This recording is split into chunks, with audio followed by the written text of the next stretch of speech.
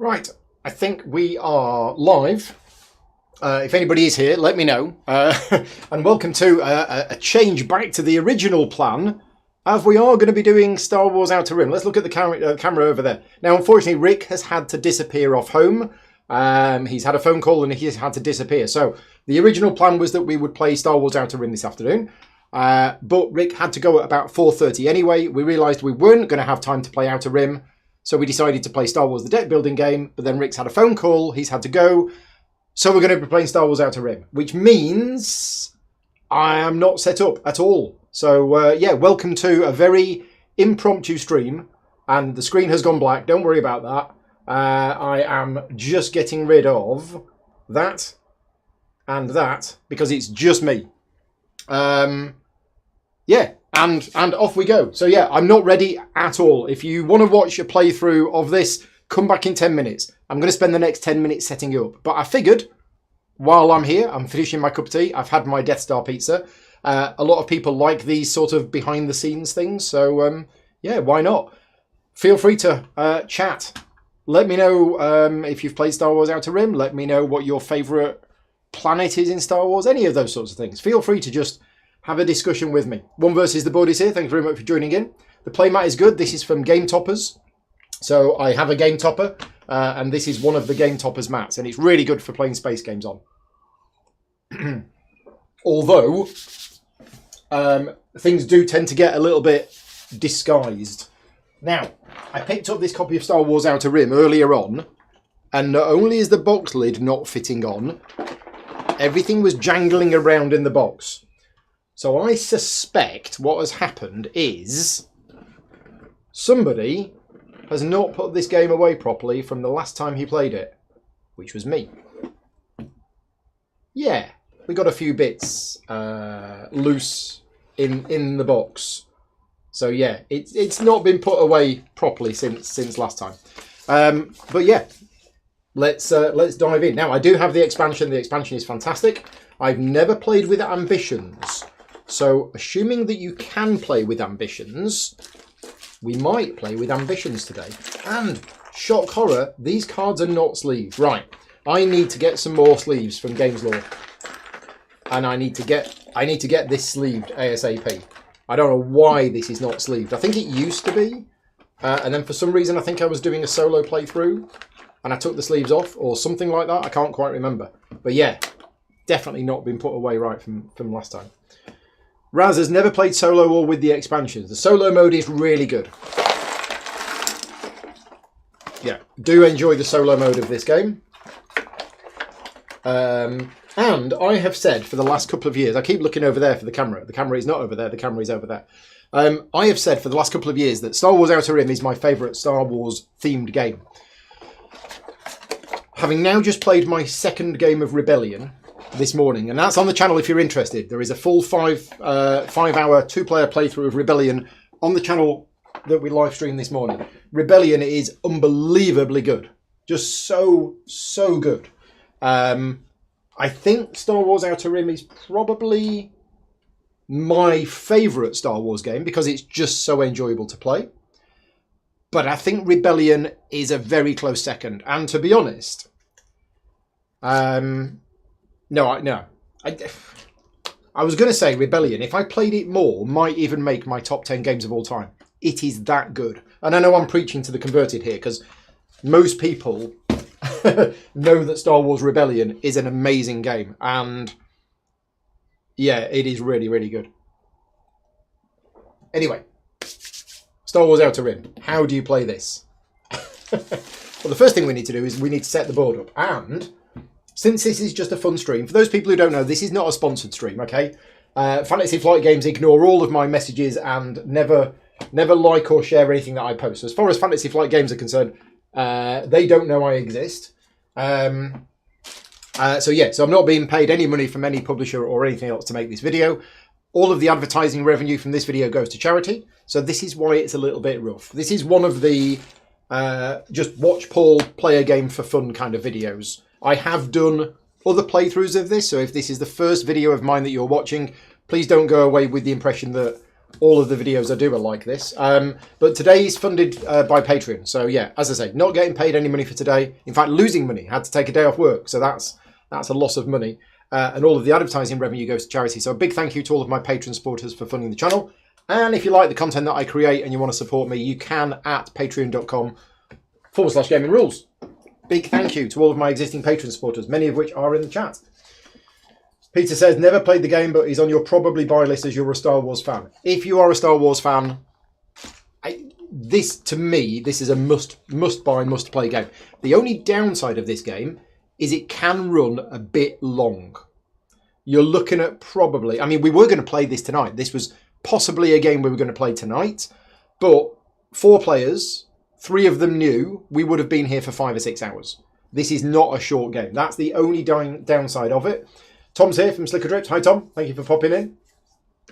And yes, may the 4th be with you for all of you. Right, so we're going to set the game up. And I found out this morning that there's some errata for this game. So I just need to look that up in a minute. Where's my iPad? Downstairs. We're going to actually set the game up with a random map. So what you're supposed to do is you're supposed to create the map in a specific order, but for today we're going to use the random map setup. So I think what you do is you just shuffle these and you just lay them out. I think that's right.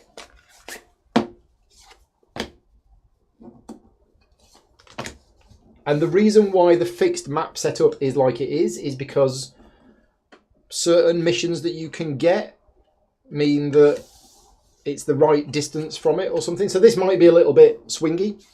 We might end up getting things that are a bit close to home, but you know, you can get that anyway. And I'm not sure what layout we're going to use for the camera. Now, because we're playing with the expansion, we have the 2 end pieces. I don't think it matters which one goes where. I think it's random. So we'll have that there. The end pieces that were introduced in the expansion basically allow players to travel from there to there. Because before, if you were here and you needed to go somewhere over here, you'd have to go all the way, you'd have to go all the way round to get to the other side. Whereas now you can just zip across.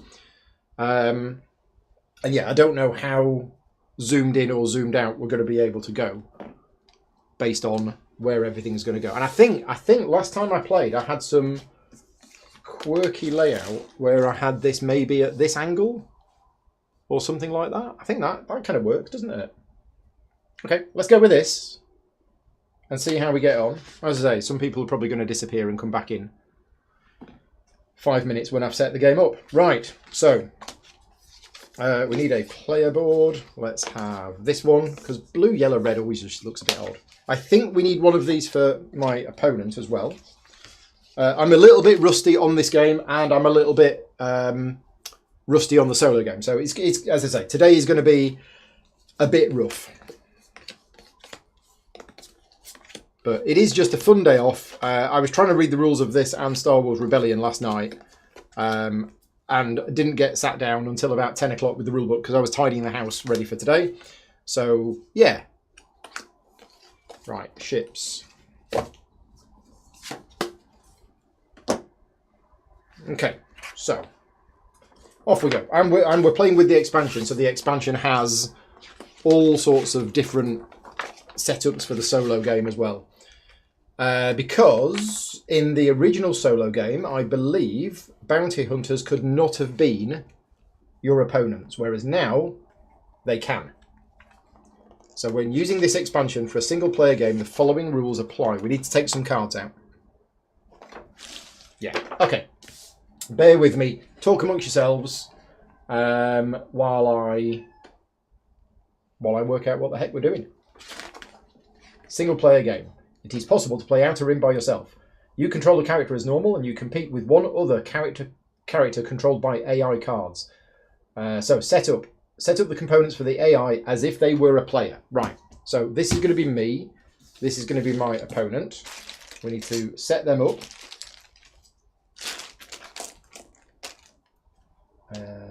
What's that? That's Syndicate. Rebel. Oh, and since I last played this game, I have been watching a lot of Star Wars stuff on Disney Plus because we've now got a Disney Plus subscription. And I've watched all of the Clone Wars, all 7 series of the Clone Wars. I've watched Bad Batch Series 1, which I've been enjoying. And what's been really nice about those, as well as seen Mandalorian Season 1 and 2, not seen Season 3 yet. Seen Obi-Wan, which was awful. But what's really nice about all of these things is that a lot of the characters from the Clone Wars... Oh, and I've not seen Rebels either. A lot of the characters from the Clone Wars and Bad Batch are characters from this game. So they're things that I sort of recognise. Right, so we've done that. After choosing your character, choose a character to play against. It must be a character that starts the game with databank 91 or 92. Now, that used to be the rules, but I don't believe that is any longer the rules. I believe... Where's the characters?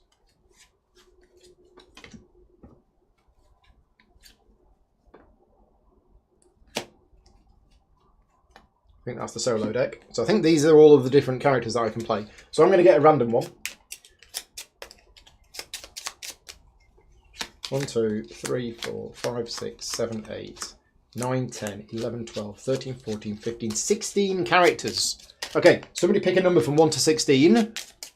First number in the chat that appears. And that's the one I'll pick. 7. 1, 2, 3, 4, 5, 6, 7. So I am IG88.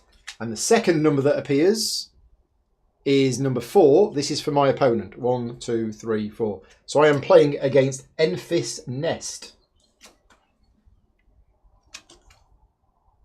which is not a bounty hunter. Okay, so that's fine. So we're playing against somebody who is not a bounty hunter, which means there's a whole extra bunch of rules here that I don't think I need to read. Right. Okay, let's get this moved over here. Where are we going to put everything? That's going to go there. So I think my opponent is going to go up here. And my opponent starts with a G9 rigger. Where's the other ships?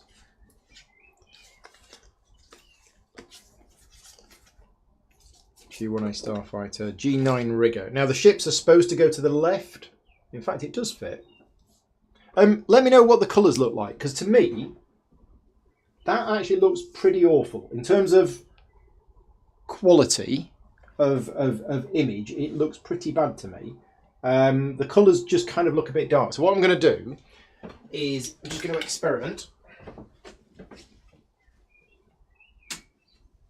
I'm going to turn off the overhead lights, and I'm just going to pop the gain up on the camera. Does that look better? Yeah, Clone Wars was okay. There was a lot of it that was... there was some of it that wasn't very good, but once I'd started on it, I kind of wanted to finish it. Whereas Bad Batch has been excellent. And I think even the last season of Clone Wars was probably one of the best, and then it sort of got cancelled and the episodes were shown out of order. It was all a bit weird. Yes, Paul had forgotten to leave out a rim. Does that go there? I think that goes there. Yeah, let me know how this looks from a colour point of view, because this is always an odd game, especially with this playmat, to know whether the colour looks good on screen. Right, let's get rid of the ships. We don't need those other end pieces. They can disappear. We do need these characters. So I am IG88. I'm going to take obviously out of the stand so that you can see where we are. I don't know where I start. Well, I need setup card 90. And we also need Enfys Nest. Where's Enfys Nest? There's Enfys Nest. So Enfys Nest, is that a character that I should know? And it loses syndicate reputation. Yeah, I can't remember Enfys Nest. If somebody can let me know who they are, I have forgotten.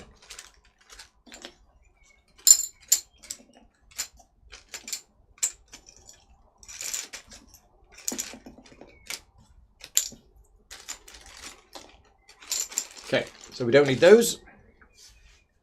I should have gone with the second game of Rebellion on my own. Yeah, somebody did tell me that there was a solo mode for Rebellion, but Rebellion is Rick's and he's gone home. So yeah, can't do that. Right, you are the first player. You gain 4,000 credits. 1, 2, 3, 4.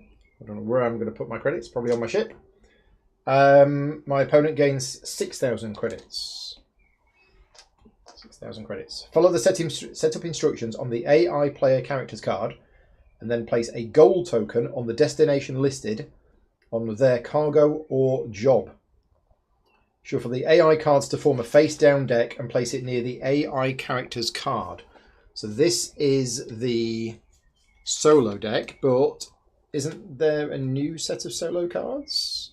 I think there's a new set of solo cards. Shuffle the chosen character's AI card into the Bounty Hunter AI deck.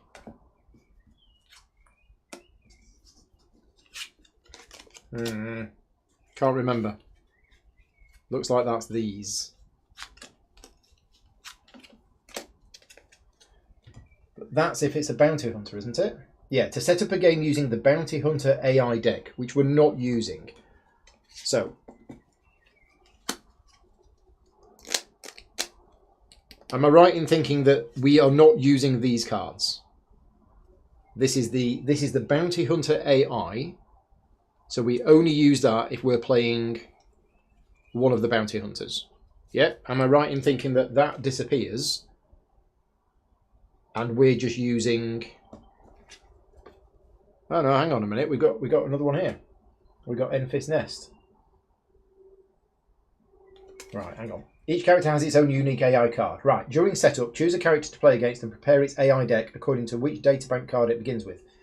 If it's got databank card 92, we shuffle the character's AI card into the base game AI cards, numbered 1, 2, 6, 7, and 9. Okay, right.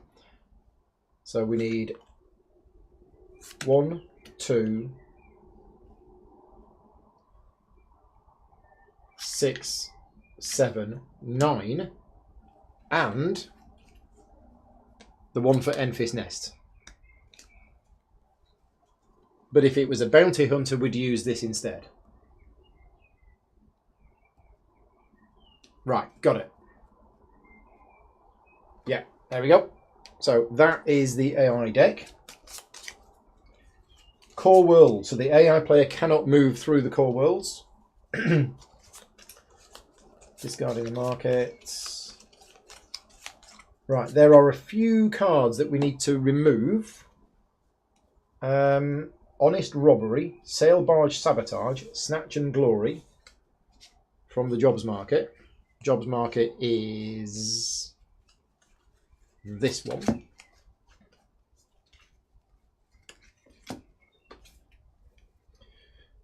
Right.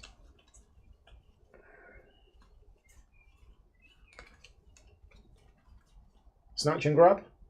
Yeah, Snatch and Grab is gone. Disable Comms Network is gone. And Honest Robbery is gone. And Sail Barge Sabotage is gone. So those 4 cards are removed. Why are these 4 cards removed? I think there's a reason why. Oh, because it's choose another player in your space. These are ones that rely on another player being in your space. So we'll get rid of those. Remove card 11 from the Ring of Catherine Takodana encounter deck. Card 11. Can't quite see. Need new glasses. No, that's card 10. I did say come back in 10 minutes and I'll be set up. I think it might be closer to 30 minutes.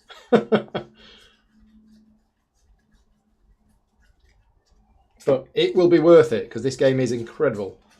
It's very, very good. This was in my top 10 games of the year it came out. I don't know where it is in my top games of all time. I mean, I did that video, but it was quite inaccurate. Some of them were right. Some of them were definitely not right.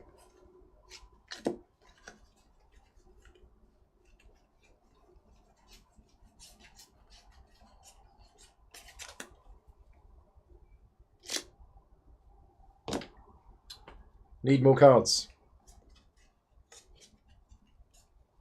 Aha, more cards. So, Core Worlds. Here we go. Ring of Catherine and Takedana.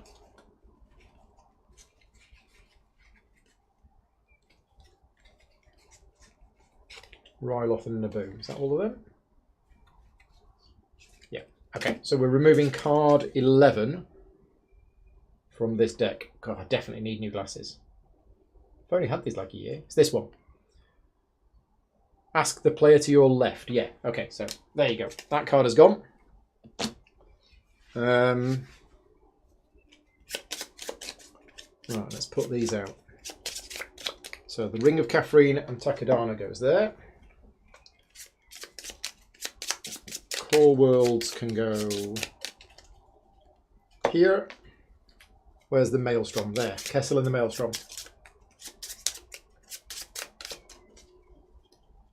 Goes there. Ryloth and Naboo.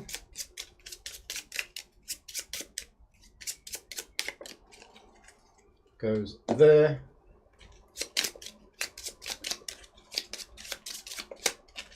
Tatooine and Nal Hutta there. Cantonica and Ord Mantell. Going there. And Mon Calamari and Lothal is going there. Right.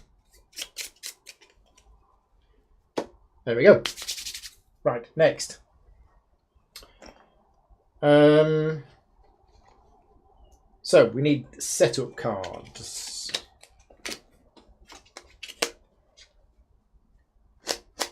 Follow the setup instructions on the AI player characters card. They have setup card 92. And I believe if there's more than one, and there are actually 4 of them now. There used to be 3, which is why there's 3 dots on the card. But in the expansion set, they did an extra one. So that's that. Starting planet is Tatooine.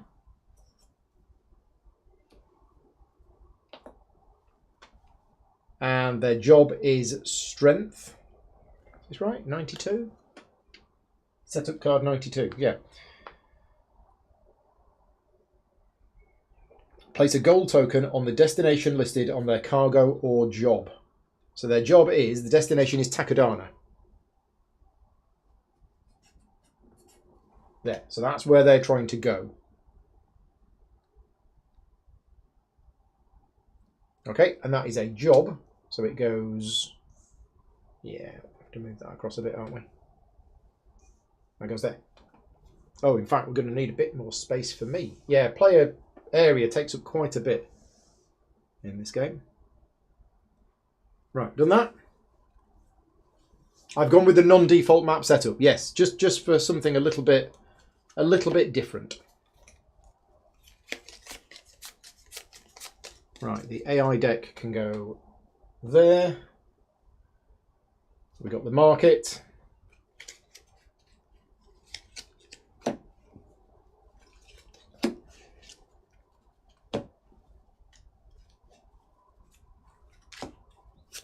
Let's give these a bit of a shuffle.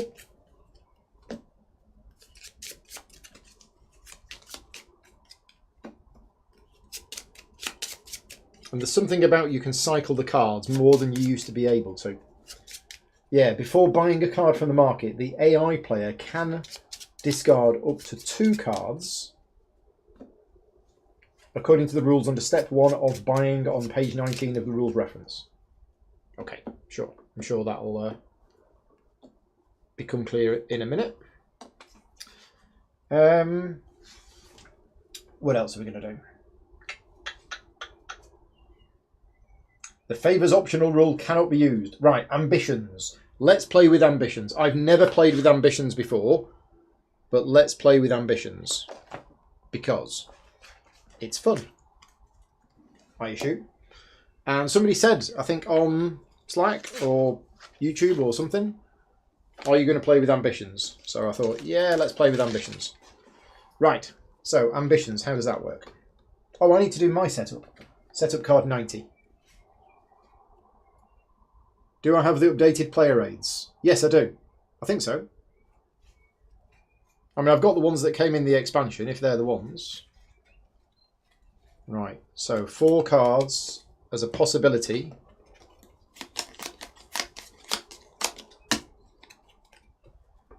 So, our starting planet is Takodana. We know where that is. It's there. And I'm looking for a bounty on Dr. Evazran. So I am looking for him. He's a yellow... a white character. Right, ambitions. How many people in the chat have played with ambitions? Oh, Rick's here. Rick's back. So ambitions. These provide each player with a path to cementing their place as the most famous being in the Outer Rim.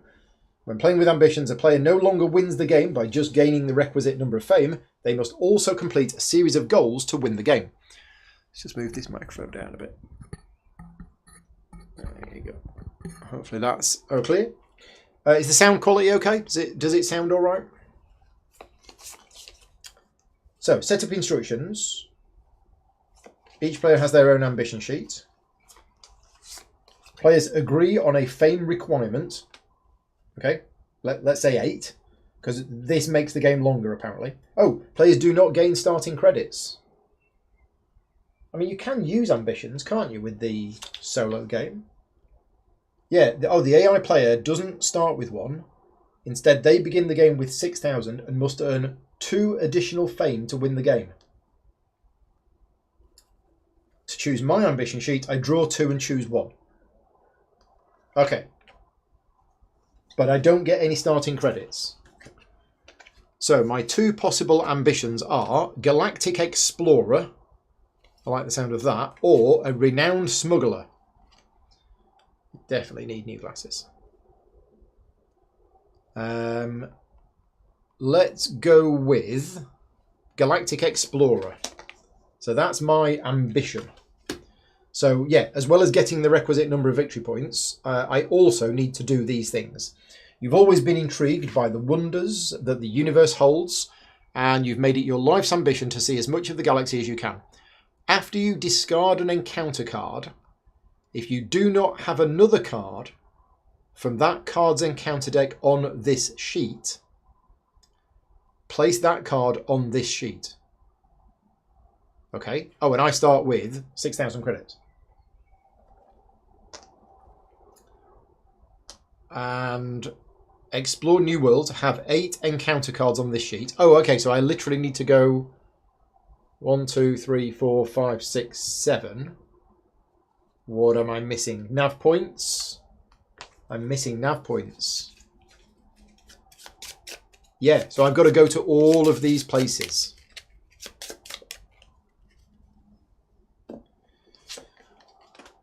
Then, earn a grant from the University of Bar-Leth to fund your future travels. So we need to go to any core world space. We need to do a final encounter, test of knowledge, then influence. If you pass both tests, you win the game. For each test you fail, choose and discard 1 encounter card from this sheet. Ah, right. Okay, so I've got to travel all around here, find all of this stuff. Okay. Phil's in the house. Hi, Phil.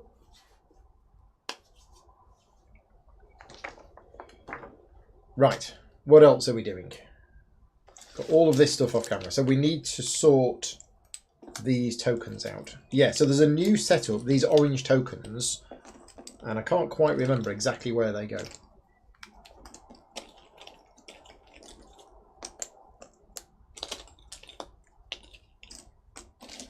And I also start with Hired Help Crew. So I need to go through this deck, and I have Hired Help. Before you perform a skill test, you may gain a skill of your choice for that test. If you pass the test, discard the crew. So I can have crew on this ship. There we go. So I have some hired help on my ship.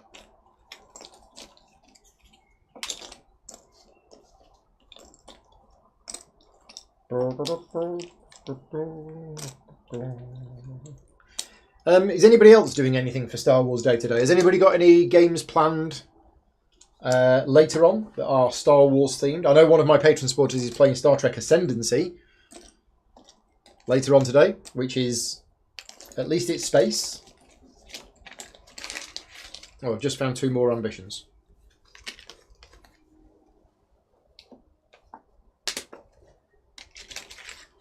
And I just found some more green cards. But yeah, has anybody got any other Star Wars games planned?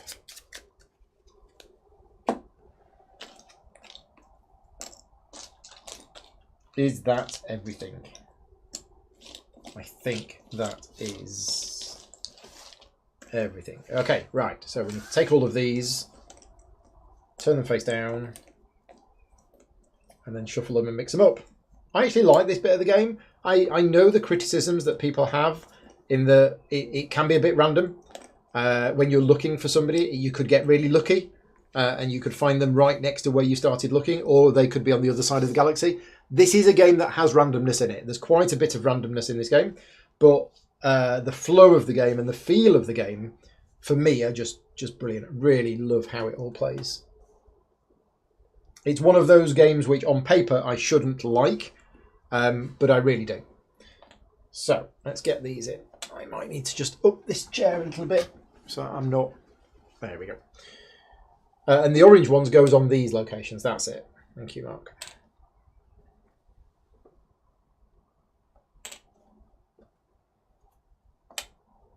And Dr. Evazran, who we're looking for, is one of the white contacts. It's a really clever little system just to divide the 3 types of contacts into 3 different colours, and you know which colour it is, so that you're not completely searching for it. I don't think you put them on the core worlds, the orange ones. Green, green, a couple of yellows.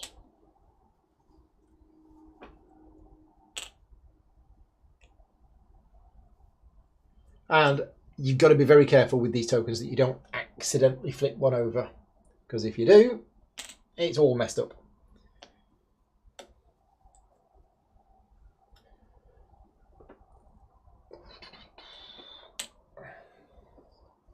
Okay, we seem to be missing a yellow one.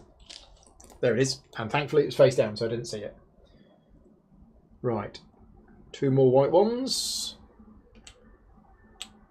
And 1 more. Other locations. So there's 1 there, 1 there, 1 there, and 1 there. Finally, the green ones. 1 there, 1 there. Right, okay, that's that done. Then we have these. So, how do these go? 4 dots, 3 dots, 2 dots, 1 dot. So the rebels start here. I can't remember. Do you move the first one out or not? I think I got that wrong the last time I played. So 1, 2, 3, 4. Syndicate is there. No, Syndicate is there. 4, 3, 2, 1. Done it the wrong way around. 1, 2, 3, 4. Okay, the Hutts. And finally, Imperials. Right. That's that done. Any other setup to do? Or are we almost there? You move on to the next space. Okay, I thought so. So there is 2 ships on each of these spaces, which is different from what it used to be. Without the expansion, it was 1 there and 1 there. But now the expansion gives extra space. So I think that's right. Are we all ready? Have I got the new player turn reference cards? I think I have. So we got a reference card. Oh, I'm so excited about this. I do love this game. Now, I did mention that I found that there was some FAQ. And it's 3:30. I'm supposed to be finishing at 5 today. It's not going to happen, is it? Not going to happen at all. We're going to have to play quick, he says, having just spent 40 minutes setting the game up. Let's have a look at these files. Yeah, there are some cards that need errata, so I just want to make sure I know what those cards are. Where did I put the files?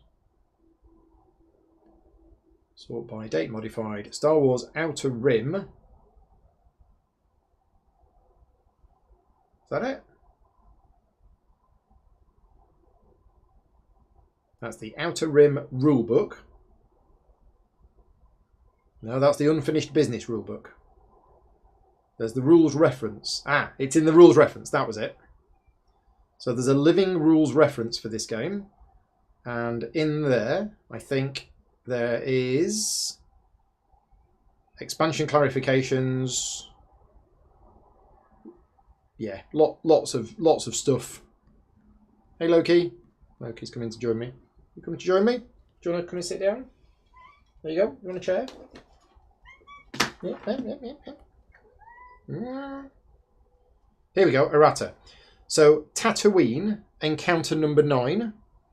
Lothal, encounter 1. Mon Calamari, encounter 2. And Takodana, encounter 9. All have errata. And the Ryloth, encounter 10. So, the biggest one, because the first 4, it should say, then discard this card. But the bottom one, there's a really bad error on it. The second sentence should read, if you do not replace your ship sheet. And it used to say, if you replace your ship sheet. So I just need to remember that there is some errata should we need it. Let's put this somewhere. Okay, right. Are we good to go? The setup doesn't normally take this long because, it probably doesn't, but I'm kind of relearning how to play. And I'm using the expansion, and I'm using ambitions, and I'm using the solo mode. So there's a lot of extra steps that you wouldn't normally have to do if you were just playing it multiplayer. What is my personal mission? My personal mission, which one? If you mean my ambition or my current bounty.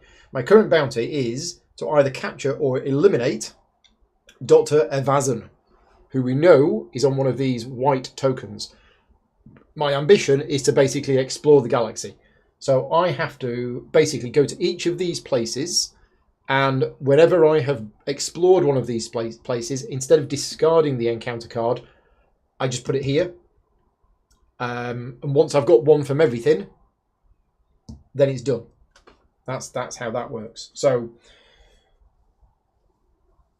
yeah. Ambition goals. So that is infinity. Ongoing goals that are only complete when their criteria is met. And then that one. So when I've done the first one, I do it there. This is quite an easy one, because you do that and then you do that. Some of the other ones you can do in whatever order you want.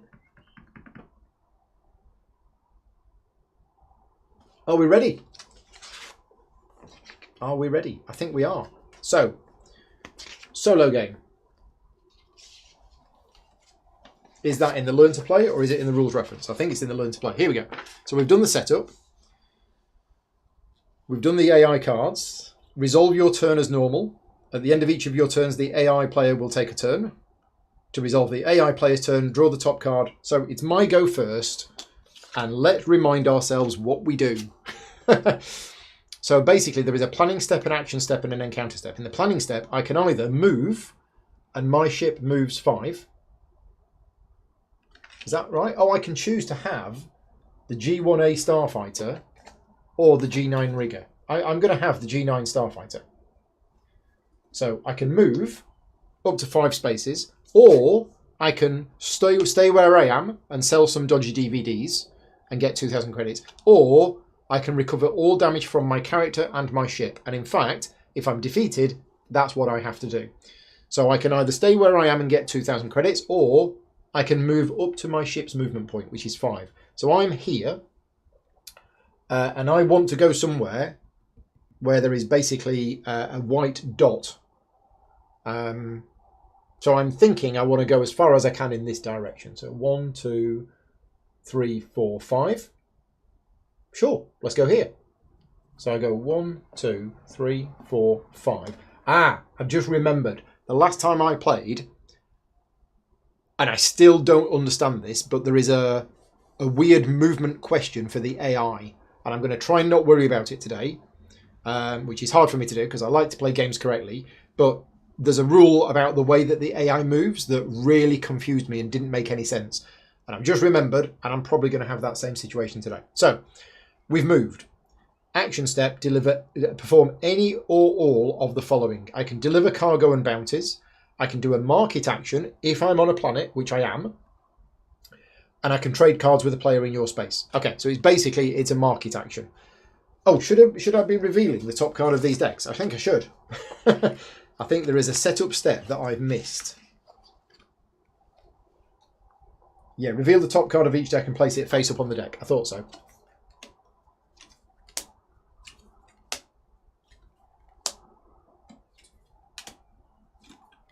There you go. And we can have a zoom in, a bit of a zoom in on there for those people who can read those cards. Probably not, but they are the cards currently in our market.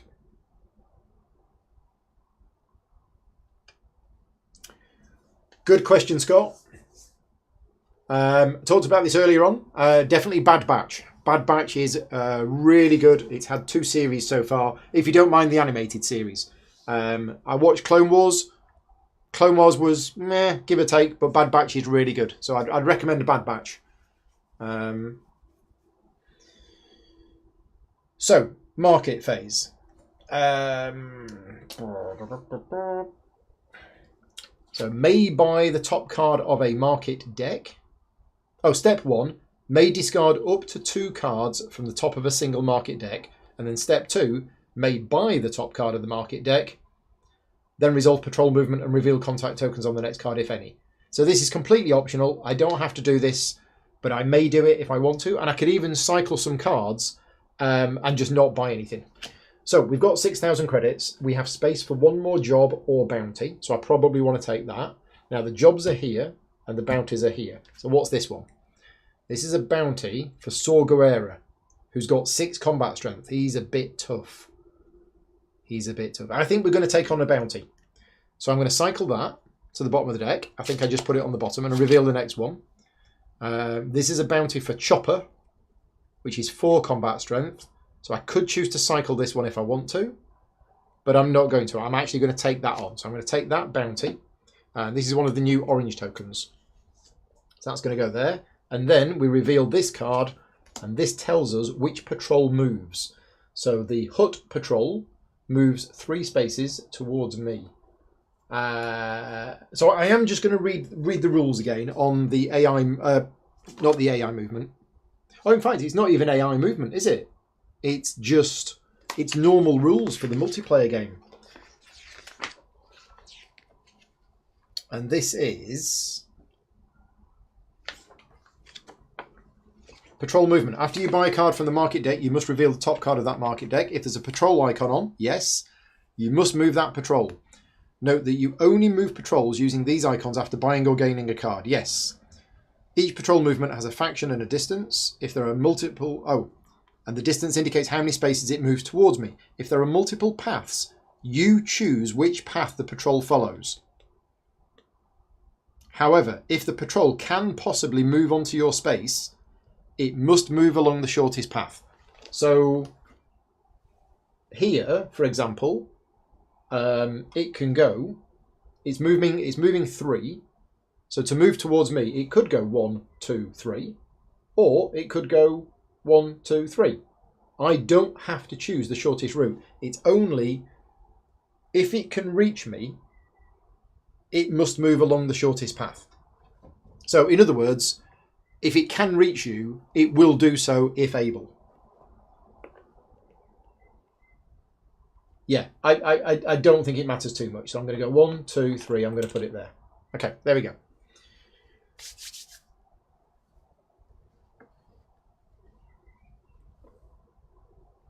Yeah, that's a very good point, Mark, about Bad Batch, is that it follows on from the story of Clone Wars, and I'm not saying you have to watch all 7 series of Clone Wars, but if you do want to watch Bad Batch, just send me a message and I can give you a very quick summary of the things you need to know from Clone Wars before watching Bad Batch.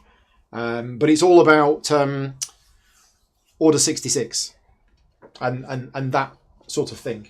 Bad Batch takes place immediately after episode 3. Yeah. Yeah, I think immediately after episode 3.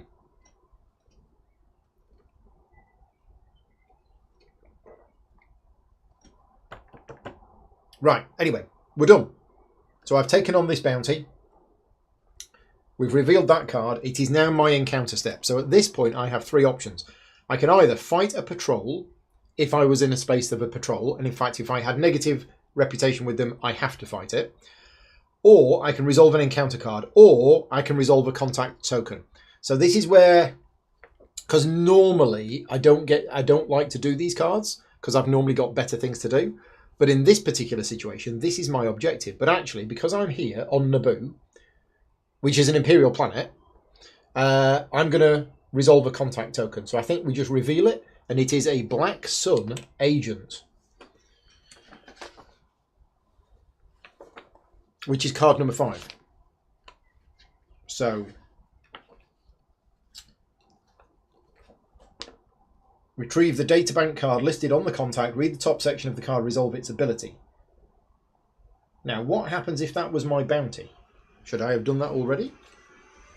I can't remember. I can't remember what happens when I find my bounty. Do I still draw the card or not? I don't think you draw the card.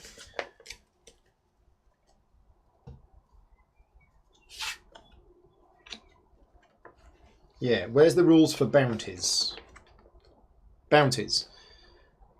Each contact token has a class on its back. You find the thing. Normally, when you encounter a contact, you draw and resolve the contact's database card, but if it matches a bounty, you can choose to fight it instead of drawing the contact's databank card. Right, okay. That is not my bounty, so we have found a Black Sun agent. Black Sun has agents everywhere. Their network of connections is the Syndicate's greatest strength. If you have negative Syndicate reputation, which I do not, test stealth, no. If you have positive or neutral Syndicate reputation, you may test influence. Now, I don't have influence. In fact, my personal goal, that's what you asked earlier on. Apologies, personal goal, have 2 droid crew to gain 1 fame and flip this card. Oh, it's a real shame because my action is that I can take a droid from another player in my space. And of course, there are no other players. But anyway, yeah, my personal goal is to have 2 droid crew members, which I can't do with this ship. I've got strength and I've got tech. I don't have influence. If you pass, gain the crew below and discard Black Sun's agent. If you would fail, you can spend 2,000 to pass the test instead. Now, if I get this, it kind of replaces this one. So what I'm going to do is I am going to use my hired help to give me the influence skill. And then if it passes the test, I can discard this crew. So I am going to gain a skill of my choice. I'm going to gain influence. Now, I think skill tests, I think you roll 2 dice. And if you don't have the skill, you need at least 1 critical. If you do have the skill, you need a critical or a hit. And if you have the skill twice, then you need a crit, a hit, or a focus. So because I'm skilled, I need a crit or a hit. And I got a hit. So I discard this, which presumably goes to the bottom of that deck. Is that right? Do discards go to the bottom of the appropriate deck? I think they do. And I gain this one. And this has got stealth. Now, I don't know whether that was a good move or not, because what I've done is I've basically swapped a card that gave me any skill I wanted for a card that gives me a particular skill that I might not need. But never mind, I've done it anyway. And that removes that contact token from the game. But if I ditch this crew, the contact token, I think, goes back on the planet. Something like that.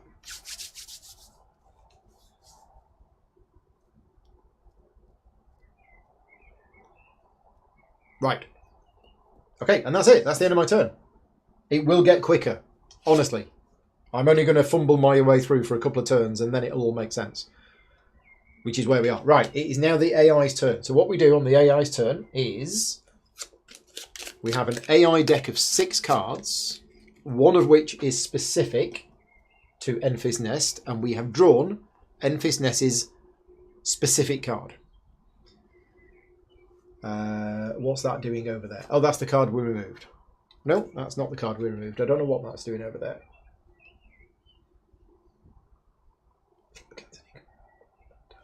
Is it the card we removed? No, that should be there. Right, so it says, do the first that applies. If defeated, recover all damage. No. Then move toward nearest goal. So that's what Enfys is going to do. It's got a movement value of 6. It's currently here.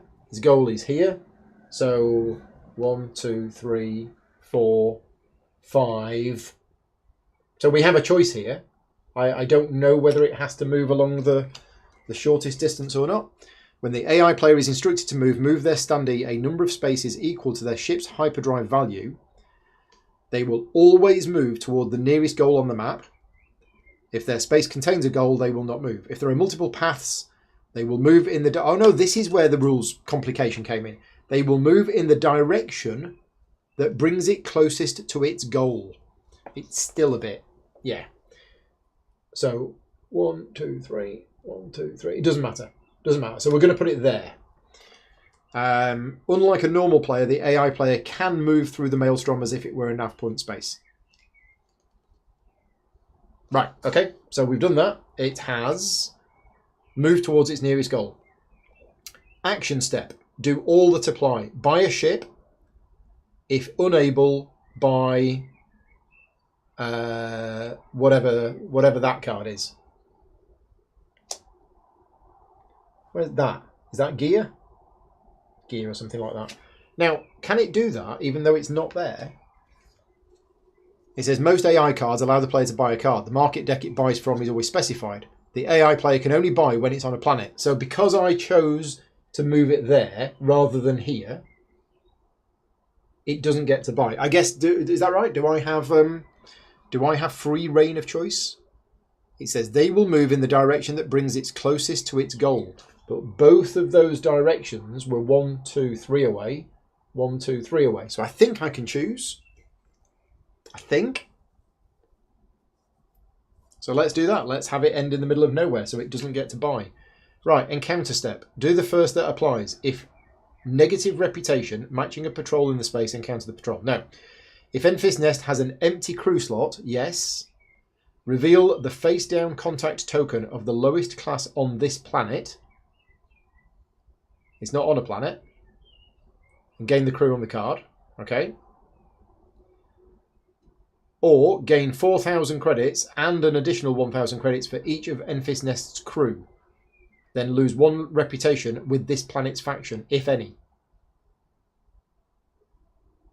Can it do any of this? I'm a little bit confused. Anybody help me out here? What am I missing?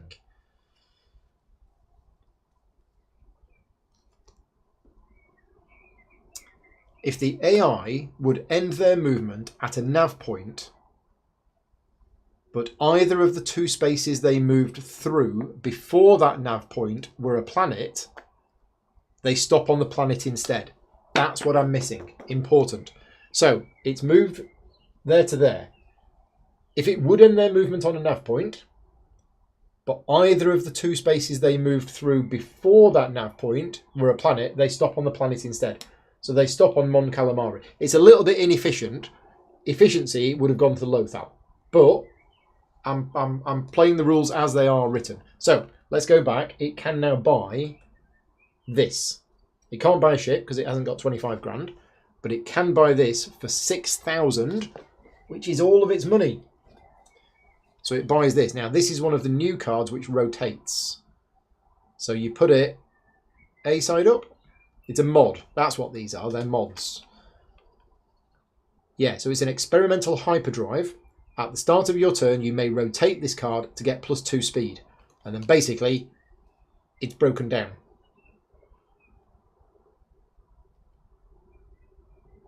Okay, so there we go. That goes there. Now, I don't know what it does with these. Anyway, it's bought a card. Encounter step. If he has a crew slot. Yes, he does have a crew slot. Oh, I've got to reveal this. So the Imperial Patrol moves 4 spaces towards him. That's here. 1, 2, 3. It's not that one, it's this one. 1, 2, 3, 4. And this is 1 to 3 flip. I can't remember what that means. Here we go. The current player resolves this icon when the card is flipped. Each reveal has a range of numbers. When one of these icons is resolved, if the number of players in the game is included in the range of numbers displayed in the icon, the current player must choose one face-down contact on their planet and turn it face-up if able. They do not encounter it, they're just revealing it. Basically, it's a way that extra things can get revealed during the game. Now, I don't know what the AI player does. I don't know what the solo player does. When the AI player resolves a reveal contact icon after buying a card, they flip the face-down contact token on their planet with the lowest class. So we have 2, 3, and 4. So it's basically revealing that one. So 4 LOM is there.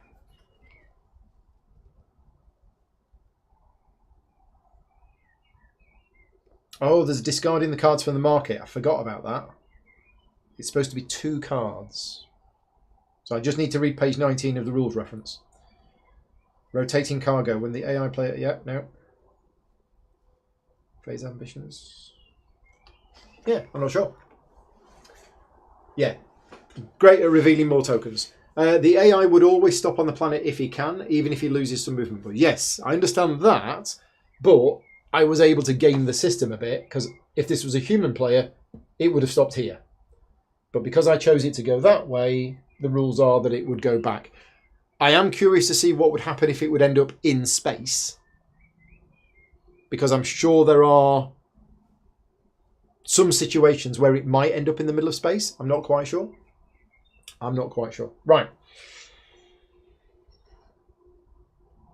So, rules reference. I just want to read up on the AI discarding cards from the market. Page 19 of the rules reference.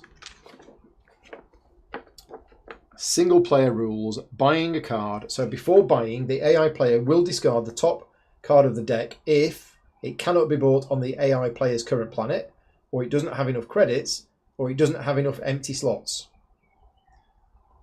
The AI player is buying from the ship deck and the top card does not cost more. Right, so what it would have done, what it should have done is it should have been ship first. So it tries to buy a ship. It can't buy that one, so it actually discards that one and reveals that one. It can't buy that one, so it discards that one and reveals that one. It still can't buy that one, at which point it then goes to buying the mod. And because it could buy the top mod, it then doesn't do anything else. I think that's right. I think I've got that right. Does that sound right?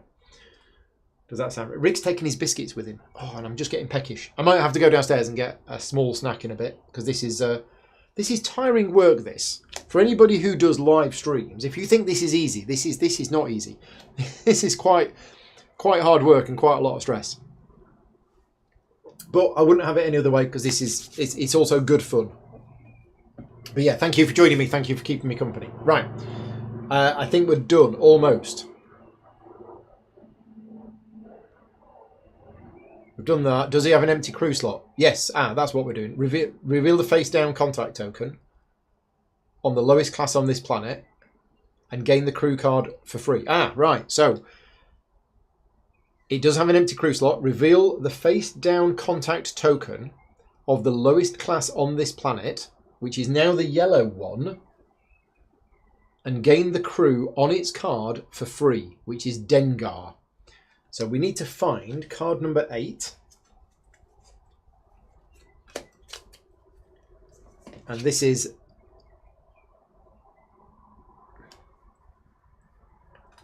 Dengar isn't a crew card. Am I doing something wrong?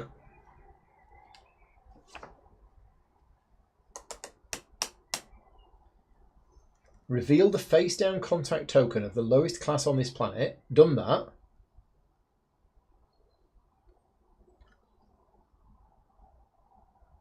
And gain the crew on its card for free.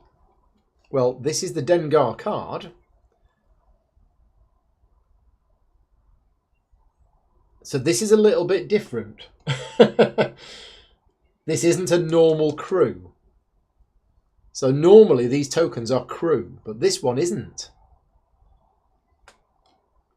This is if you have at least one negative reputation, fight a ground combat. So basically it's Dengar who's a bounty hunter.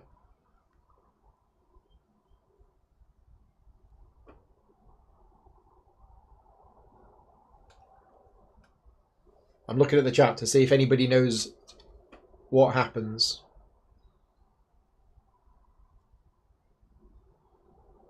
I think there's a fight. I think that's the only thing that can happen.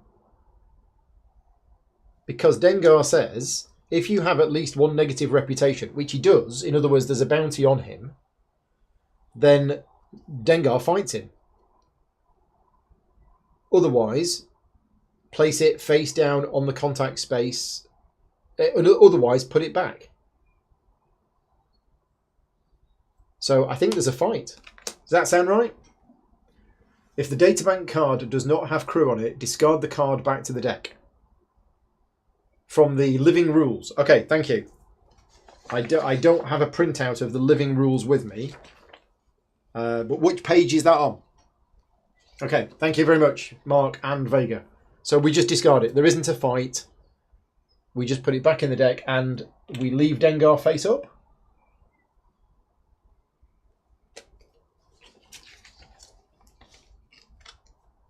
I guess we leave Dengar face up. Yeah. Just let me know whereabouts it is in the rules reference, just so that I've got my copy of it. Right, and then finally, special. Discard the top card of the Thingy deck and the Thingy deck. Then shuffle this AI card back into the AI deck. Okay, so we do a bit of cycling. So it's this one. So that's getting discarded. And also that's getting discarded.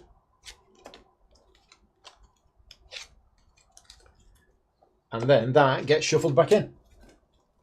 Page 24 from the living rules. So I don't have the living rules. And mine only goes up to page 20. So, yeah, there's obviously more information in those living rules. I'm probably going to have to print them out. Okay, we're done. One full round done. And what time is it?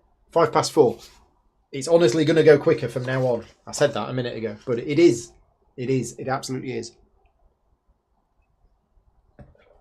Right. What am I going to do? We are still looking for Dr. Evazan. And we're also looking for Chopper. Now, we do have 6,000. Is there some weapons that I can buy? There is some Mandalorian armour here. Doo-doo. And there's an Electro Ripper staff. That would be nice. That would be nice.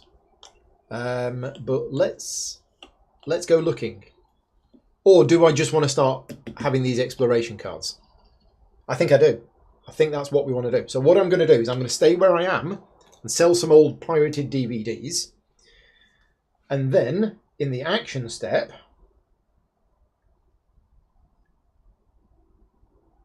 do I just buy this? Is this good? Yes, this is good. This is really good. Gain +1 fight, combat thing, whatever. And when resolving a bounty, you may gain an additional one. If you do, you cannot eliminate the contact. Ah, that's great for capturing people. Love the theme in this game. It all makes complete sense.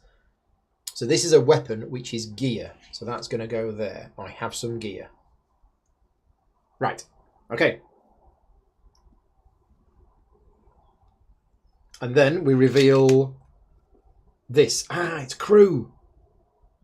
Ah, that's what we wanted.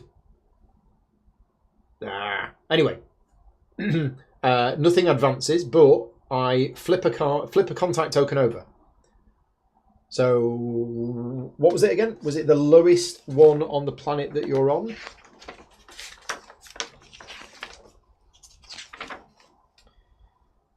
Face down contact on their planet and turn it face up if able. Okay, so any I can choose. So we're going to choose the orange one. And it is Enfys Nest.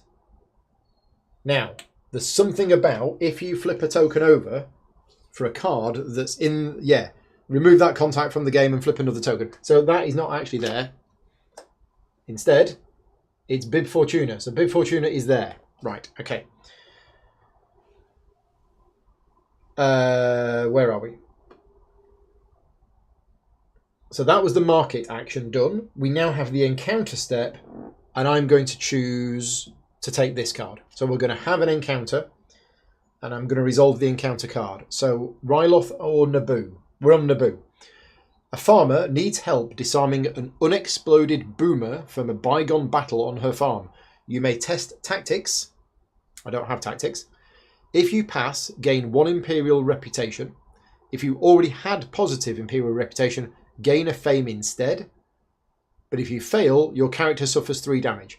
Well, I'm going to give it a go because I need these cards. So we are going to try to disarm this bomb on the farmer's... This is hilarious. IG-88. He's given up his life as a mercenary bounty hunter, and he's now helping farmers clear rats out of their farm.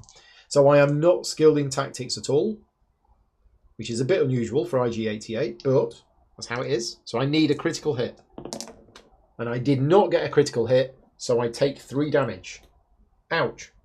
How many hits can I take? 4. So I'm not defeated, but that is done. So the bomb blew up. Sorry about that. But I've got this card. So that is 1 card towards my ambition. And we're done. I think we're done. Right, next. Black Krasdan, Enfys Nest. Planning step. If defeated, recover all damage. Move towards nearest goal. Right, movement of 6. It's trying to get to here. Can it get there? 1, 2, 3, 4, 5, 6. No, it cannot. Is that the way we want it to go? 1, 2, 3, 4, 5, 6. So yeah, so here is the question. If anybody knows the answer to this, can I move it 1, 2, 3, 4, 5, 6? And then the rules say that if it didn't stop on a planet, but it would have stopped on a planet on its previous 2 moves, then it does stop on a planet. So can I just leave it in the middle of nowhere? Because all of the rest of this stuff seems to be all about buying stuff on a planet. But yeah, I think I can. So action step, do all that apply. If at cargo destination, no. If cargo slots are full, buy the thing. It can't do that, so it can't actually do anything. Then we do the encounter step. Patrol, no. Job destination, no. Spend 8,000 credits to gain 1 fame. No. So it can't do any of this. So I think it's a little cheesy in that you can kind of get it to go to bad places where it wouldn't normally go and end its turn in the middle of nowhere, and it doesn't actually do anything. I think that's right. So that is a discarded card. Let me know if you think that's right. Wasn't there an otherwise? Let's have a look. No, it's just the action step is do all that apply, which is if at a cargo destination, deliver it. If it's illegal, lose 1 reputation. If all cargo slots are full, buy that. Otherwise, buy that. So it can't do any buying if it's not at a planet. And the encounter step, it does one of those, the first one that applies. And unfortunately, it doesn't have enough money for the last one. One versus the board says, the path that has no patrol to stop their move. Oh, sorry. From the living rules, if an AI player could move along 2 different paths and both of them leave it equidistant from the goal, well, when it got to there, this is actually nearer to its goal. So this space here is nearer to its goal than it would have been if it had gone up that way. So it's definitely going this way. The path that has no patrol, if no patrol would interrupt their movement, they prefer to end their movement on the equidistant space that is a planet. If both the planets decide randomly, such as flipping a coin. I think I've got that right. It wouldn't go here and stop here, even though a human player would, because a human player could then go 1, 2, 3, 4, 5, 6 next turn. But it doesn't. It tries to make as much progress as possible. So I think that's right. I think that is right. Right, my go. So we've already had an encounter card here for this sector. So we don't need to look at any of these. This could be Chopper, but I think I need to be heading back that way. Now, do we want to go to Kessel? Now, the Maelstrom is here. The Maelstrom's bad, bad place. My movement is 5. Let's just go to the Ring of Catherine. So 1, 2, 3, 4. So I'm going to move 4. I've moved to there. Right. Action step. Deliver cargo and bounties. No. So market action. What do I want to buy? Oh, I didn't spend my 5,000 credits from earlier. I was cheating. Now, I've only got 3,000 credits. One of the great things that I like about this game is you can sell back anything that you've bought for exactly the same money. Yeah, it's just really good. So, in other words, I've got my 5,000 for my Electro Ripper. I could just trade it in. Oh, I do have money. We could buy this cargo. It is unrefined coaxium. Cannot buy on Mon Calamari. Okay, where is Mon Calamari? It's over there. So I could buy some unrefined coaxium. It's cargo. It would fit into there. We can't get another job. I can't get another crew because I'm full on crew. I don't have enough money for a ship. So I think I'm just going to buy some unrefined coaxium. Yeah, why not? Spend 1,000. I'm going to buy that. So that goes in here in the cargo slot. And I want to take that to Mon Calamari. Okay, and then we refine it. And then we have to take it somewhere else. So I'm revealing this card and the Imperial Patrol moves 4 towards me. So 1, 2, 3, 4. Come in to get me. Done. That was my action step. Now it's my encounter step. I think we're going to look at this token here. Is it Dr. Evazan? It's not. It's Lobot. So, what does Lobot want today? Hello, Mr. Lobot. Lobot's brain-enhancing device allows him direct contact with complex computer systems. Surely you can find a use for such skills. Now, unfortunately, it's another crew slot, and I don't have space for it. If you are Lando Calrissian, you may gain it below. Otherwise, you can spend 2,000 to gain the crew below and discard his token. No, I can't do that. I mean, I could spend the 2,000 to gain that instead of this one. But actually, I'm going to stick with the Black Sun agent for now. I can't sell it, can I? No, I can't sell it. Slavery's not a thing. Well, I mean, it is, but I'm not doing it. That's that. Right, the AI's turn.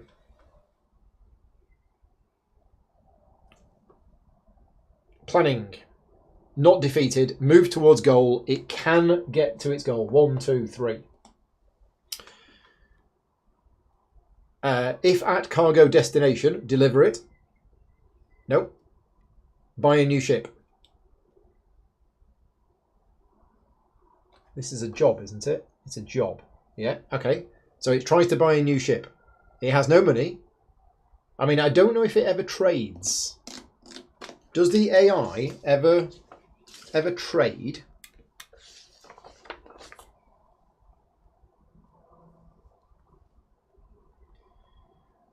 Buying. The AI player will not buy a card if they do not have an empty slot matching the top card of the deck. Must obey the limits. It will buy an asset that it can't use. It will never buy a ship unless that ship costs more than the current ship. The AI player always barters using its ship, but never barters with assets. Right, okay, so it will always trade up using its ship. So technically, we should discard the YT-2400 Light Freighter. Reveal that one. Can it buy the Millennium Falcon? No. Can it buy the Lancer class pursuit craft? No. So that card just stays on top. And it doesn't buy anything. Then, encounter step. Negative reputation of the patrol. No, job destination. Job destination. Now, I believe the AI player just immediately completes their jobs. It doesn't need to make any tests or anything like that. It just automatically does it. So, an up-and-coming crime boss is looking for a security escort to his meeting with some unsavoury folk. Reward, 4,000 credits and 1 fame. Remove the card from the game. 1, 2, 3, 4. We have our first fame. If the game was to end now, I've lost. Right, card 92 has gone from the game. And that's it. we're done. My go. So, what do we want to do? I think I'm going to stay where I am. I'm going to take 2,000 credits. Market action. Now, where are mods? I think mods are in here. So I'm going to cycle through this deck. You never know. We might find something. So the first card I'm looking at is a shield upgrade, which is a mod. Now, I'm quite badly damaged. No, I'm going to get rid of that. I'm going to take another one. It's a weapon that gives +2 attack, and it's an MPL 57 grenade launcher. I can't afford it unless I trade in my Electro Ripper staff, which I'm not going to do. So I'm not going to buy anything. I am then going to have, I think, an encounter. Jerry Kids in the chat watching at 1.5 speed. Yeah, you can also miss the first 45 minutes. Star Wars Jedi Survivor. I don't know what that is. I'm guessing that's a computer game. So nav points is a nav point card. Oh, so you can only get this from there or there. Ah, that's what I should have done. So I'm going to take a card from the Ring of Kafrene. I think. Yeah, we're still looking for Dr. Evazan, but we're going to take this card. So the Ring of Kafrene. You are a liar, the Basilisk yells, nearly knocking your drink over with his angry fist. Maybe a few credits will make him believe your claims. You may spend 4,000 credits to complete your personal goal or ship goal. Well, I totally want to do that. That's awesome. Well, we're doing it. Yeah, fantastic. So I'm going to pay 4,000 credits. Not seen this card before. And I have completed my personal goal. So I no longer need to have 2 droid crew to gain... Oh, which means I gain a fame and flip the card. Fantastic. Once per combat, you may re-roll any number of your dice. That's the same as it was. But I now have another special ability. When you would become defeated, you may discard one of your crew to recover all damage from your character and ship instead. Okay. There we go. Have I played Star Wars Legion? I haven't. One of my friends and patron supporters, Josh, has Star Wars Legion with lots of painted miniatures and scenery and everything, and it's on the list to get him round and do it at some point. But there we go. That is my second Explorer card. 2 down. 6 to go. It's the AI's turn next. Planning step. Oh, it doesn't have a goal anymore, does it? Does it just not have a goal now? Yeah. And how do personal goals work for the AI player? There's another question. So many questions. So many questions. It doesn't use ability on cards except for those that increase the value of their ship or character. They do not complete personal goals or ship goals. Okay. Additional gold tokens are placed on the map by AI cards. Okay, so yeah, I think we're all right. So recover all damage, move towards closest goal. It doesn't have a closest goal. So it's not moving. I guess it just gains 2,000 credits. Is that right? Action step. If at cargo destination, deliver it. Nope. If all job slots are full, job slots are not full. This is a little bit weird, the way it's worded. If all of the job slots are full, it buys some of this. Otherwise, it buys this. Okay, so it's buying this, and it's free. So it doesn't cycle, it just takes on this, which is a job for Rebel Favor. The Rebel Alliance is looking for someone who knows the way around. They way around Imperial installations. Destination Lothal. Here. So it's got a job to go and help the rebels. There we go. Right. And then we reveal this, and the Syndicate moves 3 spaces 1, 2, 3. Next, encounter step. Do the first that applies. No, no, no. Reveal the face-down contact token of the lowest class on this planet and gain the crew for free. Where is it? So that's this one. It's Boshek. Now, does Boshek have a crew card? Hi, Monica. Thank you for popping in and saying hello. How is your Star Wars day going? Boshek does have a crew. So that goes on there. Boshek. Just going to put these there. I think that's it. Yep, that's it. Right, I go. So, we've done a card from here. We've done a card from here. I've not done a card from here. So maybe we'll go to Kessel. Can I reach Kessel in one go? 1, 2, 3, 4, 5. I can. So that's what I'm going to do. I'm going to move to Kessel. 1, 2, 3, 4, 5.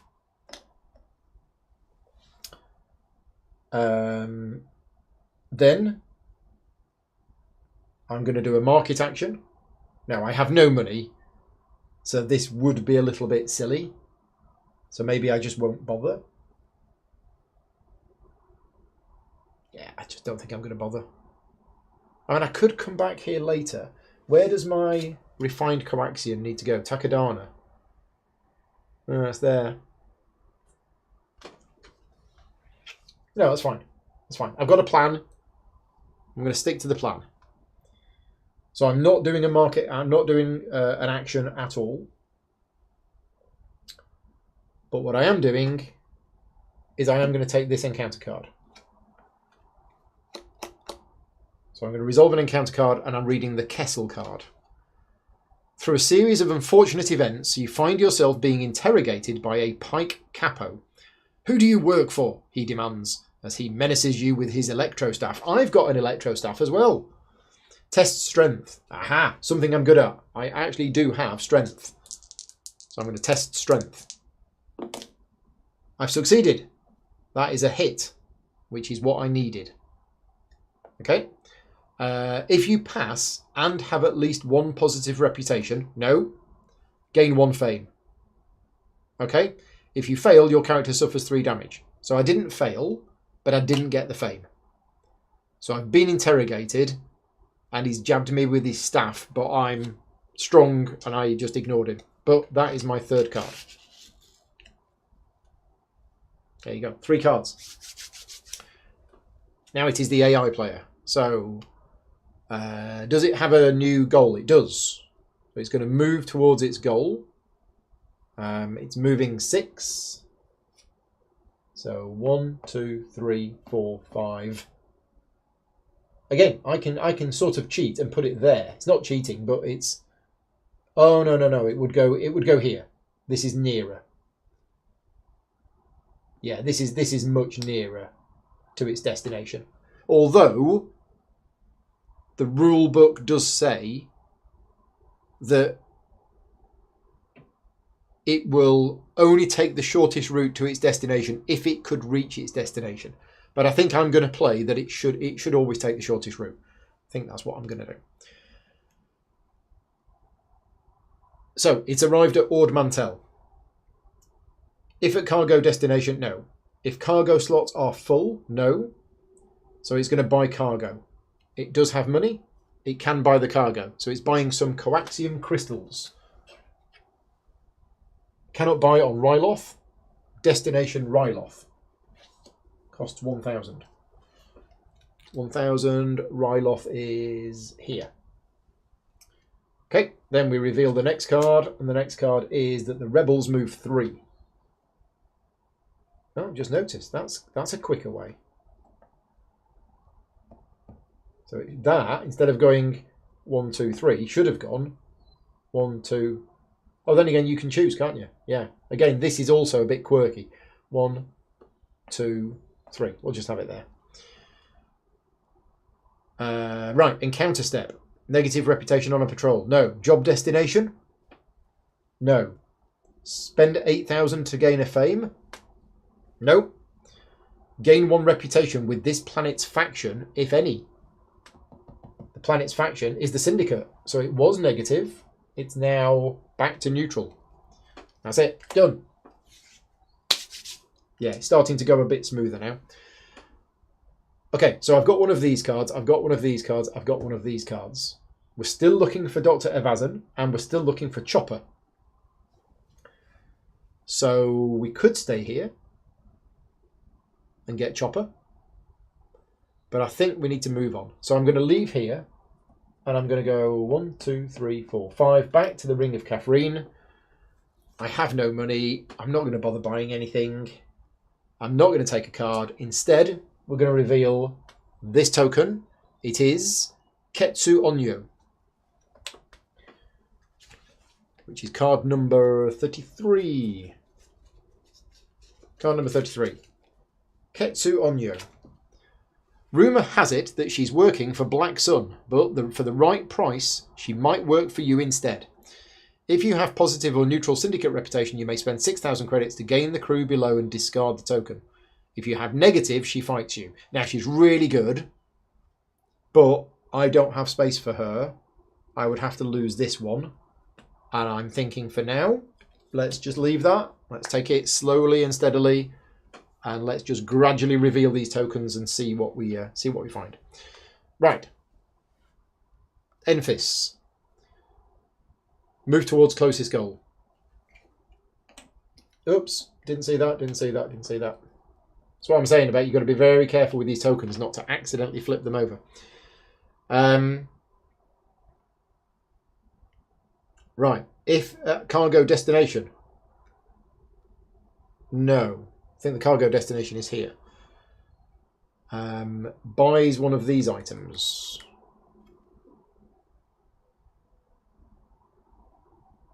Okay. But that's a job. Okay. Interesting. It doesn't say if full. So I think it's just going to take this. Rescue from the mines. A local governor's son fell in with an unsavoury crowd and landed himself in the spice mines of Kessel. His mother will pay a generous fee to anyone gutsy enough to break him out. Cannot buy on Kessel. Destination, Kessel. Spice mines of Kessel. Right, so that's another job that goes there. We now reveal this, and the huts move 4. Let's just send them 1, 2, 3, 4. The huts have gone to Mon Calamari. Okay, now the encounter step. If negative, no. If job at destination, yes. So it has a job at Lothal, which is this one, the Rebel Favour. So it completes it. Gain 5,000 and a Rebel reputation. So friends with the Rebels. And 5,000 money. If you already had positive reputation, you also lose 1 Imperial reputation and gain a fame. Discard the card. So that is a discarded card rather than one that goes back in the deck.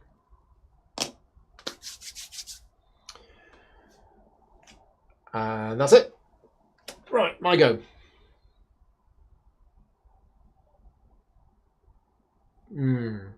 Let's go to Ord Mantell. Can we reach there in one go? 1, 2, 3, 4, 5. No, it's 6 away. Can we go... We could go to Cantonica, or Cantonica. So let's do that. Let's go 1, 2, 3, 4. So we have arrived on Cantonica. Market, I've still got no money.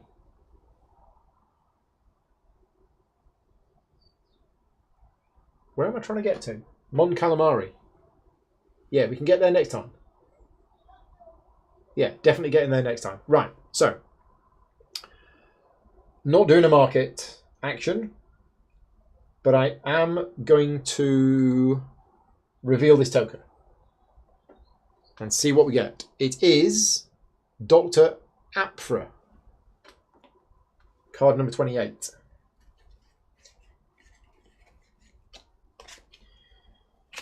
It's another one that's crew.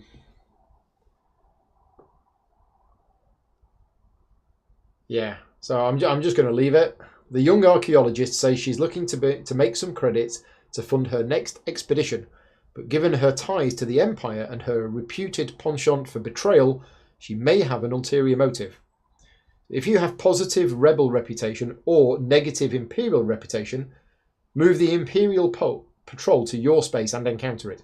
Otherwise, spend 4,000 credits to test tactics, and if you pass, gain the crew below, which is really powerful. You have to spend 4,000 credits and do a test. Yeah, no thanks. You can stay there. Wendy's in the chat. Hi, Wendy. It is a lot of fun. It is extremely thematic. Really, really thematic. They've done a really good job with capturing the entire theme of what the Star Wars Outer Rim is like, with the whole bounty hunting and searching for characters. It's very much a sandbox game, and I like that approach. Where was it? That was it. That was my turn. I'm not doing very much, but I'm still looking for Dr. Evazan and Chopper, and I will find them eventually. Definitely will. I've got no money. No money at all. Right. It's the last card, which means it is Enfys Nest's personal card. That goal should have gone. Move towards nearest goal. Now, its nearest goal is now here because it wants to deliver some coaxium crystals. So we're moving 6. 1, 2, 3, 4, 5, 6. Middle of nowhere. So if it could land on a planet in those two spaces, it will. It can't, so it ends there.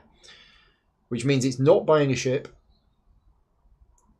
Which means we're not doing that. Which means we're not doing that. But we are doing this, I believe, in the encounter step. Gain 4,000 credits and an additional 1,000 for each of Enfys Nest's crew. Then lose 1 reputation with this planet's faction, if any. Well, it's not on a planet, but I think it still gains the 5,000 credits. I don't know why.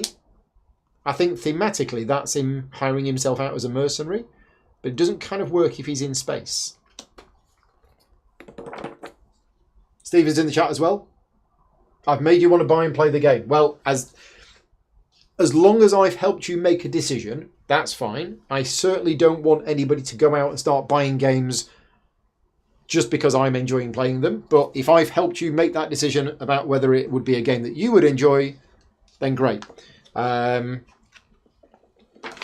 Yeah, I'm very happy when people watch my videos and then don't buy a game after watching them, because that means I've saved you buying a game that might, you might have bought anyway and then you might not have liked. So that's the main reason why I do the videos, is to help people make those decisions. What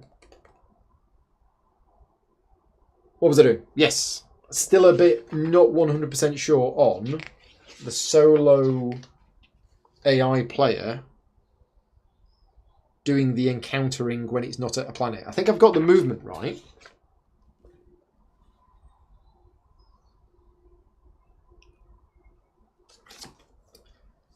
Yeah, if it would end their movement at a nav point, but either of the two spaces, they stop on the planet instead. So it can end on a nav point, and it will only buy if it's at a planet, which is fine.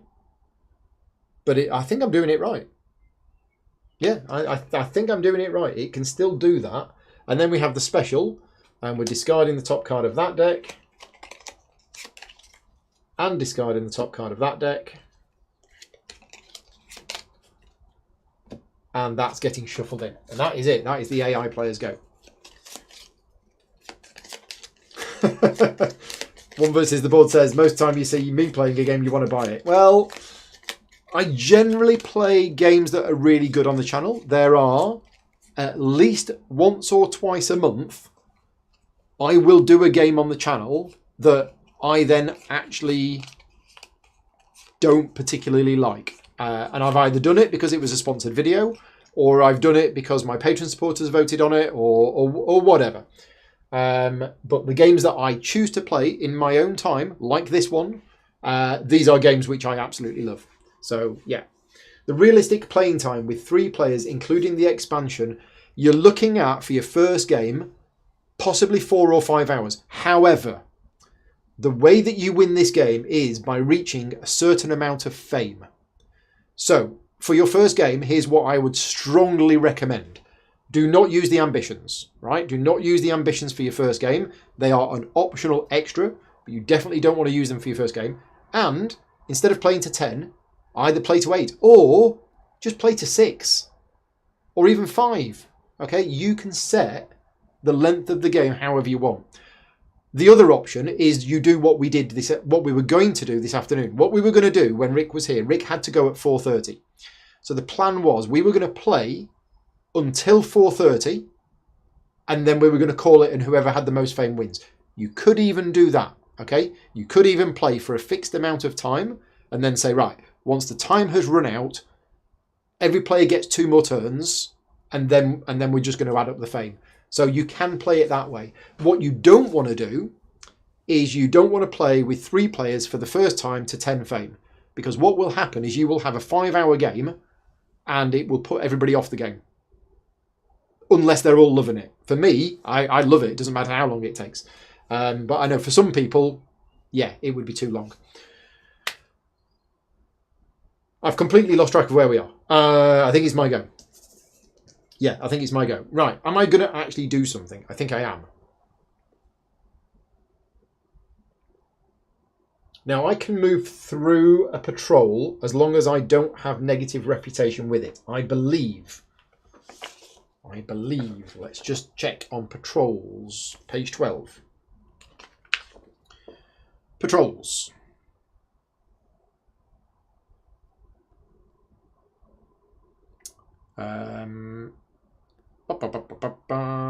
Where's patrol? Patrol movement. Yep. Maybe it's in the movement section.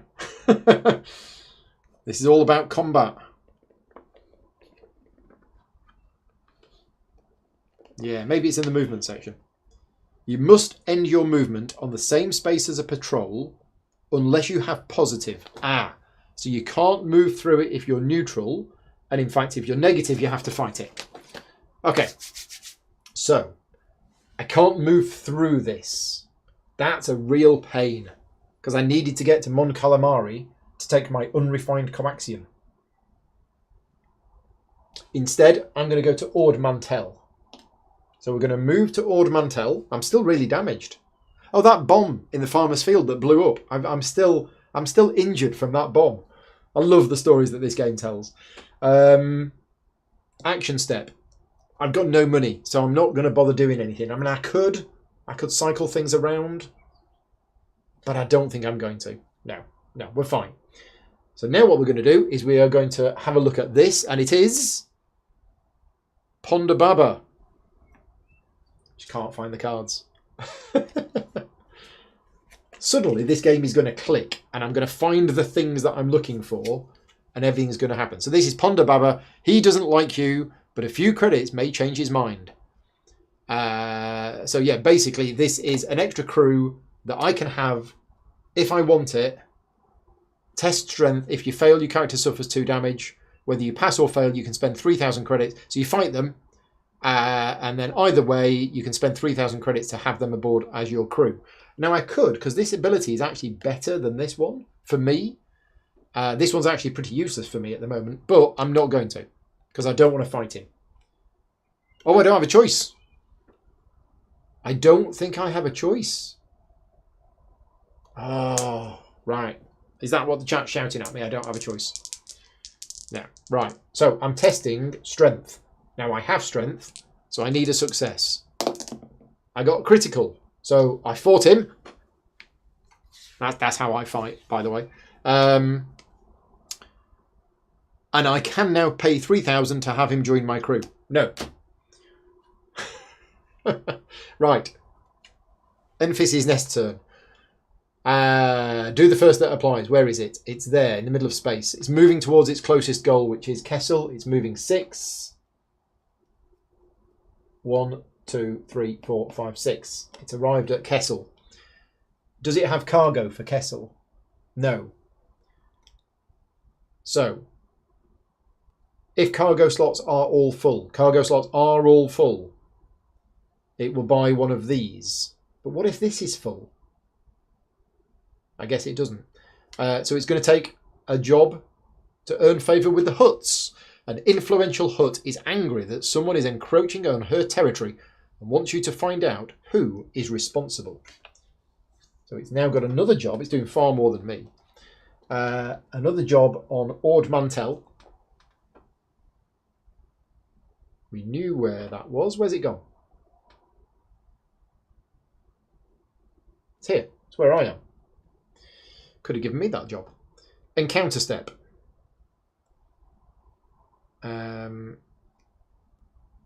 If negative reputation, no.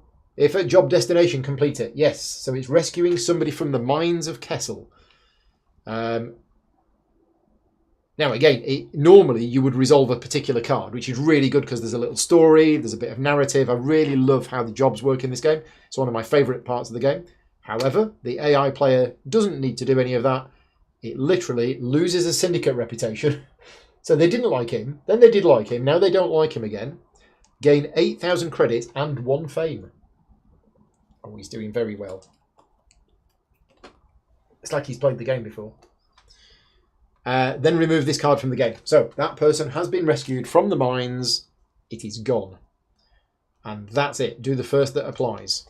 So it's just that. Right, come on, Paul. Get your act together. You need to get to Mon Calamari, which is over here. But there's a blooming patrol in the way.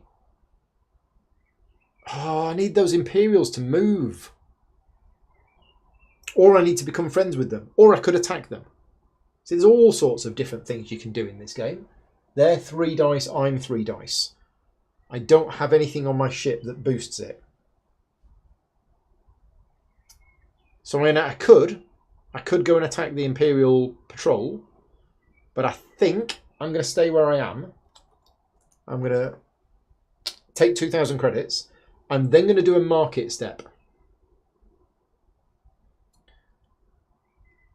And, oh, that should be revealed. That should be revealed, and the syndicate should have moved 3 towards Enfys Nest. 1, 2, 3, 4, 5. 1, 2, 3, 4, 5. Yeah, it's 5 either way. So we'll put it there.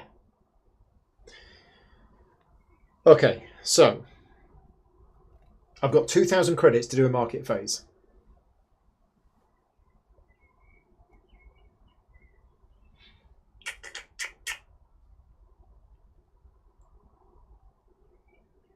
I could get rid of that unrefined coaxium and swap it for some stolen hyperfuel, but knowing my luck, I'll get caught delivering it. I can't take another job or bounty. The only thing I can take is gear. And the only gear is that's available. I don't think we're going to buy anything again. We're having a very, very slow start here. The problem is by not buying anything, I'm not cycling through these cards, and I want this to move. Okay, I am going to buy just to cycle this card, because you never know, we might get something. So that's going to the bottom. I'm looking at this. It's a heavy blaster pistol for 3,000 credits. I'm going to cycle that to the bottom. And I've drawn a wrist rocket that costs 5,000 credits.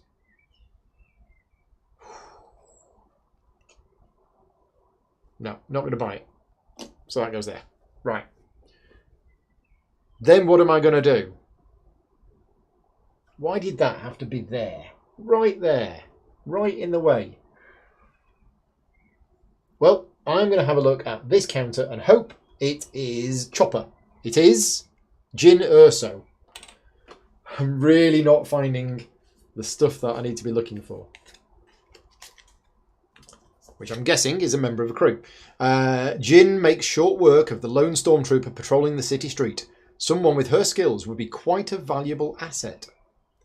So if you have positive Imperial reputation or negative Rebel reputation, test stealth, otherwise you take 3 damage. If you did not test stealth, you may spend 6,000 credits and gain the Jyn Erso token. Nope, but thank you very much. We'll come back to you and get you later. That's it. That's my go over. I'm having a really slow start to this game, but it's great fun. I love it. So, what's Enfys Nest doing? Defeated? No. Move towards closest goal. Ah! Oh, I should have got rid of the goal on Kessel. So where are the goals? The goals are Ord Mantell, which is there, and Ryloth, which is here. So I think the closest one is Ryloth. So it's moving 6 towards Ryloth. Now, it ignores the maelstrom. It treats it just like a normal space. Now, patrols. Oh, it's got positive reputation with the rebels. 1, 2, 3, 4. Wave to its friends on the way past. 5, 6. Yeah, so it's friends with the rebels. Funny. If at cargo destination, deliver it. Yes. Is the cargo illegal? The cargo is not illegal. So it gains 5,000 and 1 Imperial reputation. Look at that. Friends with the Imperials, friends with the rebels. Can't make his mind up. And that's it. The cargo has been delivered. Next. If all cargo slots are full, buy that. Otherwise, buy that. So it's going to buy some stolen hyperfuel for 3,000 calacams. 3,000 credits for some stolen hyperfuel. Which needs to go to the Ring of Catherine. There. Okay, we're going to reveal this. And it's the Syndicate moving 3 spaces towards him because they don't like him. Come back. 1, 2, 3. So they're both there. And then we're revealing a token on this space, and it's this one. The lowest one on that space. Hondo Honaka. Okay, right. We're done with that. So it's bought something. Next, encounter step. If negative reputation matching a patrol in this space, no. If at job destination, no. Otherwise, spend 8,000 to gain 1 fame. So just as a recap, my opponent has 3 fame and I have 0. Yeah, definitely off to a slow start with this one. And I think I'm in the same situation. I am running out of things to do. Oh no, hang on a minute. I've got some cards that I could have. So we've got Ryloth and Naboo. We've got the Ring of Catherine. We've got Kessel. And we've got that. I could just get these cards. We haven't done this yet. So let's do that in the hope that this moves. So we're literally just delaying things and doing my exploring rather than doing what we should actually be doing in the game. So I'm going to stay where I am and get 2,000 credits. Oh, that should have gone there. Then I'm going to do a market action, and we are going to switch this round. So we are going to cycle that for that. It's a jetpack. I do like jetpacks, but I'm going to cycle it for that. Maneuvering thrusters. Gain 1 hit point on the ship. And during ship combat, if I had tactics, my opponent would roll 1 fewer dice. I'm not going to buy it. So that's gone there. So that was my market action. Then we are going to have an encounter, and we're going to have an encounter. We're going to have an encounter here. So Ord Mantell is gear and credits. These cards are not just completely random. They do have an indication on them of what's there. So at Ord Mantell, you're going to be finding cards that give you gear or credits, which is good because I've got gear there. Ord Mantell. Right. You find a quaint little pawn shop on the outskirts of the city. Its proprietor is a tiny, aged Anzellan. You consider just taking what you want until you notice the laser projectors mounted on the walls. You may discard 1 of your gear to gain credits equal to its cost plus 1. So I could sell my Electro Ripper staff for 6,000 credits. I don't want to do that because this card is great for collecting bounties. Then shuffle the what's it deck. This one. Shuffle this deck and reveal cards from it until you reveal a gear card. You may buy that gear card with a discount of 1,000, then shuffle the deck. Okay, so we take this deck, we give it a shuffle. I assume the card that was on top just gets shuffled in. Yeah, Joel is saying, yeah, IG88 lives in the grey. Definitely. He's not friends or enemies with anybody. Whereas Enfys Nest is friends with loads of people. The Syndicate hate him. Then they liked him a little bit. Then now they hate him again. So we're revealing gear. Well, there's one. That's gear. I can buy it. It's the wrist rocket again, but now I get a 1,000 discount. So I think... Do we buy it? Yeah, let's buy it. Why not? So it's gear. It goes there. And it costs 4,000 instead of 5,000. And then shuffle the deck, which I've done. We then reveal that. Hey! The Imperial Patrol is moving 3 spaces towards me, which is onto my space. So it goes 1, 2, and it lands there. And I am revealing a token on my space, and we're going to reveal that one, which is somebody who I don't... Oh no, it's Hera Syndulla. And that's a 4th card. There you go. So, things have happened. The Imperial Patrol has moved onto my space. Now, I don't think that does anything immediately.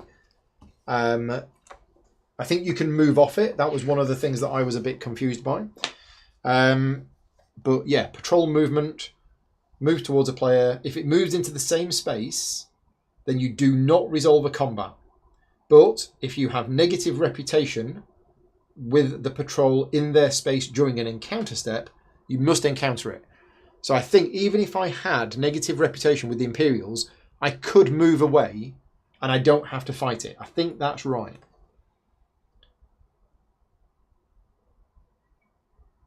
Yeah, tell me if I've got that right or wrong.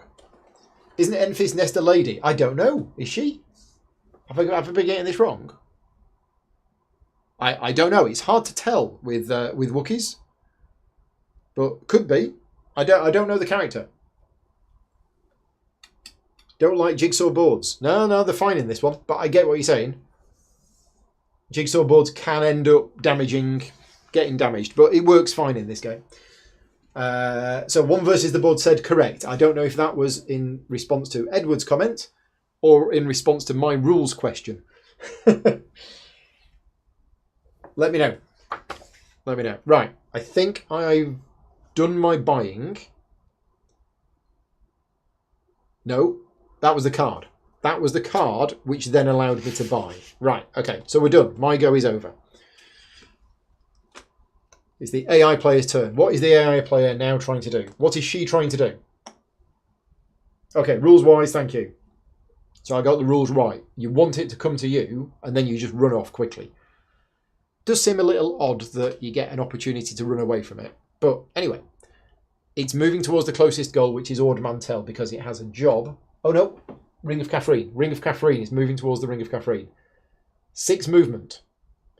But there's a Syndicate patrol here, and it needs to avoid the Syndicate patrol. So it's got to go 1, 2, 3, 4, 5, 6. Would it have ended a planet? Yes, it does. So it doesn't actually move 6. It only moves 4, and it ends on Naboo. She ends on Naboo. Right. If at cargo destination, no. It's going to buy one of these cards. It can take it. It is another job to hijack a freighter. The Hutt grumbles at you, and his protocol droid translates, "My master is looking for a team to hijack a freighter." Cannot buy on the Ring of Catherine. Oh, look at that. It's got 2 jobs on the Ring of Catherine. Combo-tastic. So, it's going to hijack a freighter on the Ring of Catherine. There you go. We reveal a new card, and it is the Hutts move 3 spaces towards Enfys Nest. 1, 2, 3. Then, encounter step. Do the first that applies. If negative reputation with the patrol, no. If at a job destination, no. Spend 8,000 to gain 1 fame. So, there you go. It's going to be a quick game, this. Already got 4 fame. Needs 10 to win. If we play to the duration, I don't think we'll be able to play to the duration. I have people coming over at 7 o'clock tonight. I can probably play for about another hour. So we'll see how we get on. That's it. Done. My go. Johnny's popped in. We're playing the best Star Wars game. Well, It's either this or Rebellion. Rebellion is extremely good.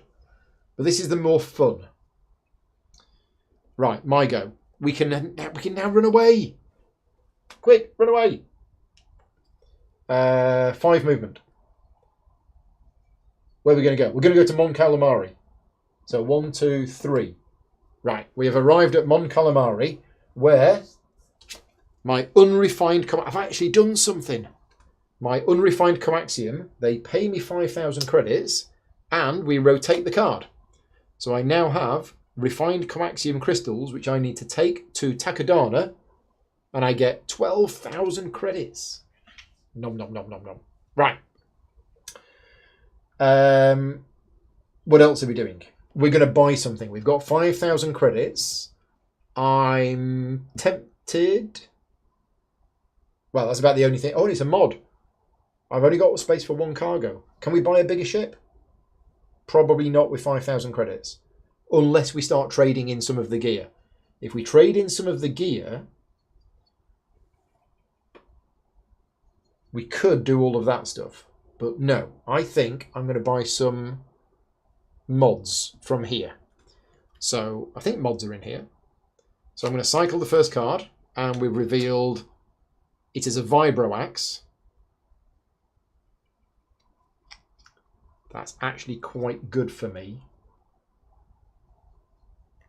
because I have strength. So what I'm going to do is I'm going to keep this card. I am going to trade in my wrist rocket, which costs 5, for the Vibroax, which costs 6. So it costs me 1,000. Okay, and then we reveal the next card, and it is that the huts move 4 towards me. Well, the huts are here, so they come and say hello. 1, 2, 3. Hello.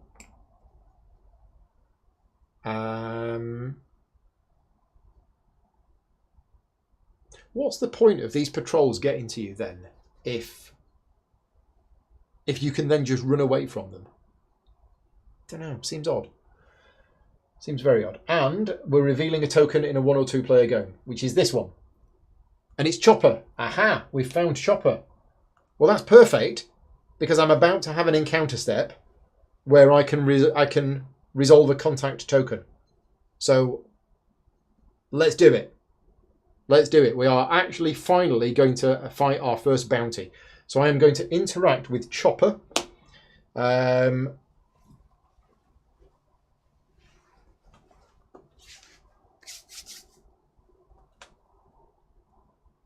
Yeah, would the patrols tend to move with the 3 players as more people would be cycling the decks? Yes, a bit more.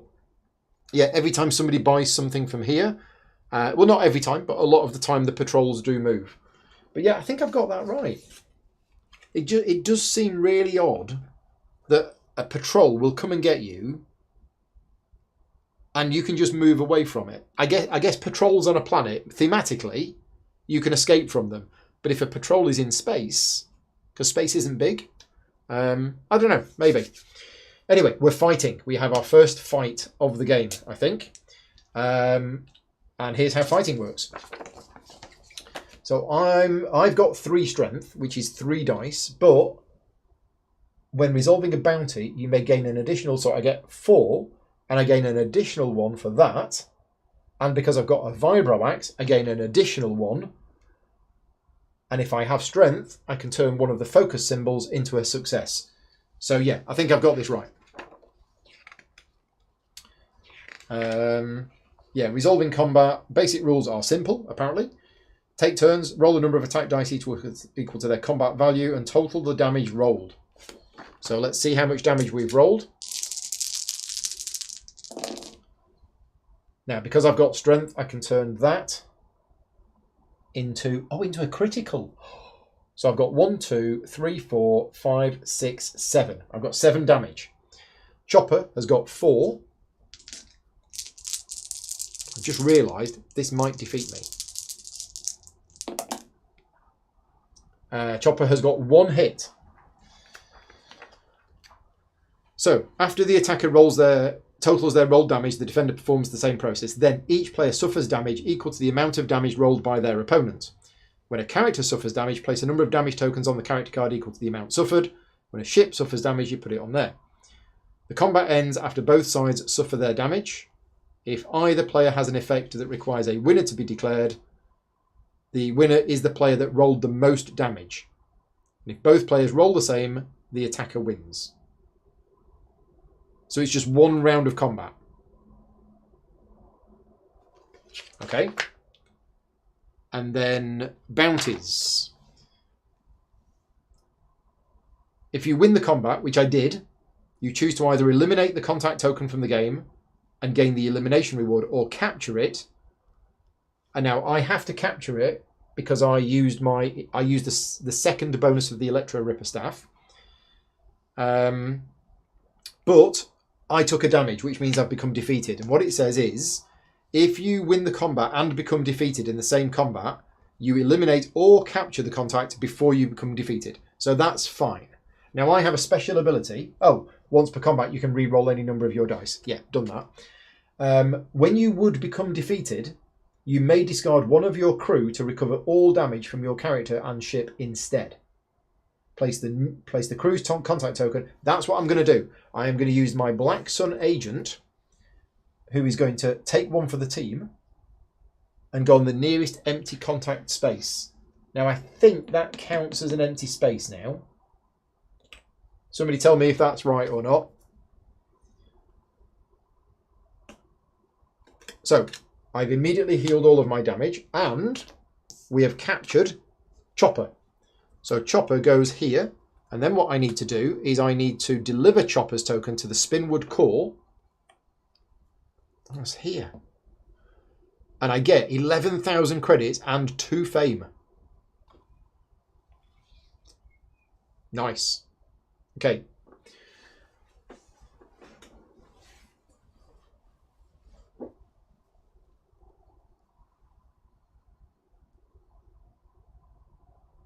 I think we're done.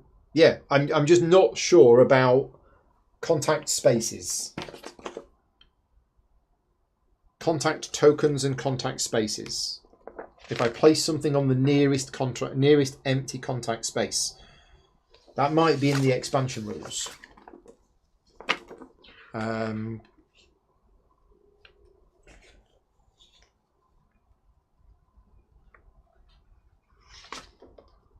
Let's just check. Again, if anybody knows, let me know. So orange contacts face down on each planet, not on contact spaces. Okay, so the planets are not contact spaces. So I need to put this on the nearest empty contact space.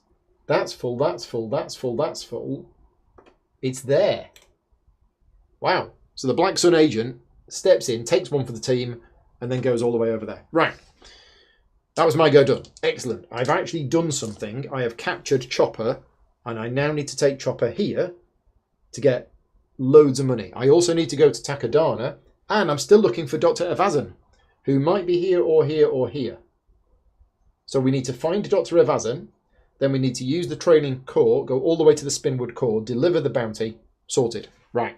We have our next 45 minutes planned. Meanwhile, Mrs. Nest, she is moving towards her closest goal, which is the Ring of Catherine. Can she get there? 6 movement. 1, 2, 3, 4. Yes. So she arrives at the Ring of Catherine. If at cargo destination.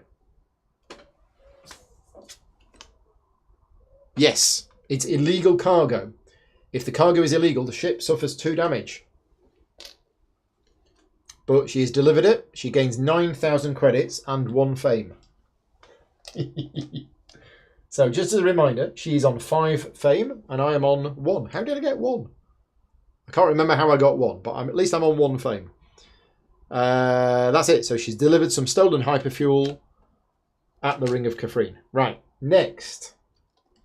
If job slots are full, yes, buy cargo. She's going to buy some speeder bike parts. Which cost her 1,000. And where do they need to go? Lothal. So she's got a job to go to Lothal for some speeder bike parts. That's it for the action step. Then in the encounter step, Patrol, no. Job destination, yes. Hijacking a freighter, yeah. So she hijacks a freighter, gains 5,000, 2 fame. Okay, so this is where the solo game is a little bit quirky. This is a really, really hard job to do. If you were a human player, this job would require a huge amount of skills and a lot of hard work. However, the AI players do these without even thinking about them. So it's a little bit, yeah. She gains 5,002 fame. So she's on 7. And a Hut reputation. Everybody loves her apart from the Syndicate. And remove this card from the game. That has been done. Done that, done that, done that. Okay, my go. So we had a plan, wasn't it? Yeah, we're looking for Dr. Evazan. And we could just kill him. Where's Mon Calamari? There. Oh, he's got to be here. He's got to be close. So, yeah, let's go. 1, 2, 3, 4, 5. We're going to go to Tatooine. It'd be funny if he was on Tatooine, because that's actually where he is in the movies. But we're going to move to there. And if you've never seen Star Wars Outer Rim being played before, these patrols you can attack. I haven't done that yet, but you can actually attack the patrols. I don't know if the AI attacks the patrols. If anybody knows that, let me know in the chat. I can't remember if the AI attacks the patrols or not. But yeah, I'm not seeing a way that they do that. So let me know if that's what they do. We're going to move to Tatooine. Market action. Now I do have 4,000 credits and I have space for a mod. Oh look, concussion missiles. Ship combat. It's good for ship combat. So let's do that. I'm just going to buy the concussion missiles for 4,000 credits. Why not? Because we are probably going to get into some ship combat. I'm going to reveal the next card. The patrols don't move. So there we go. No patrols move. Oh, I should have revealed this. Should have revealed this on Enfys Nest's turn. The rebels move 4 spaces towards her. 1, 2, 3, 4. And I should have revealed this, which is Leia Organa. So that should have happened on her turn. I've done my turn in terms of the market. And I'm now going to encounter... It's W1LE. Still can't find him. He's got to be here. Oh no, here or here. W1LE. Most droids are rather high-strung, so W1LE's laid-back demeanour and easy charm are a pleasant surprise. If you are Lando Calrissian, you may gain the crew below. Otherwise, test tech. I have got tech.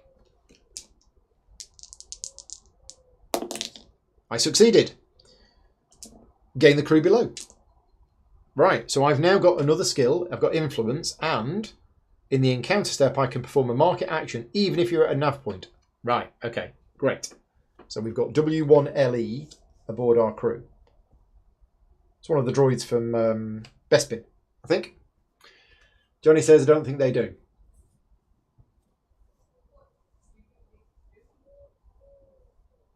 Okay, I need to get a faster ship. Yeah, I've still got the starter ship. It's not very good. It's not very good. But that is my turn done. Over to Enfys. Got the personal card. So, not defeated. Move towards nearest goal. Where is she? She's up there. Oh, these should have gone. She's got a job now on Ord Mantell and a job on Lothal. Yeah. I don't know what she's doing with this experimental hyperdrive. She's bought it, but I don't think they use it and they never trade it in. So why buy it? I don't know. Anyway, we're moving towards Ord Mantell. She goes 6.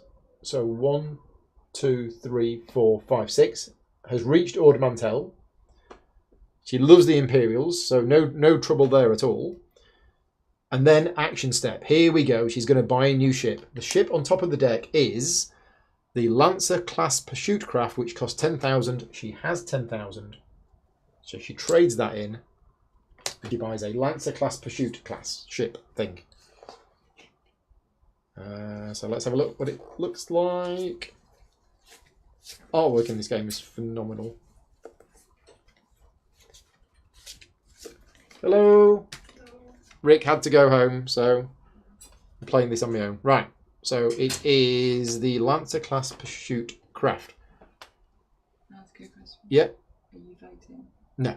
Shall I go on? Yeah, you go on and do it. I mean, I will if I get time, but this is more important.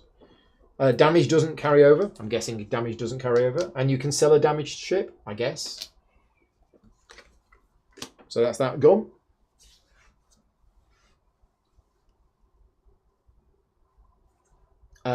So that's that card. I think that gets removed from the game. Yeah, removed from the game. Reveal a new card. It is the Hawk 290 Freighter. Right. So that was buying a ship. Next, Encounter Step. Where is she? She's there. Negative reputation with the patrol. No. Empty crew slot. Yes.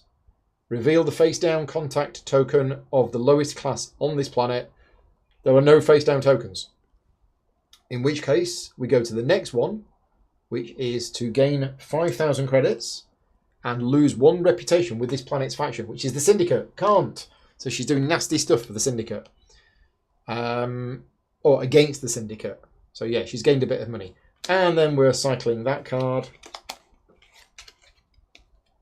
And that card. And that goes there, and we shuffle that in, and that's the end of her go.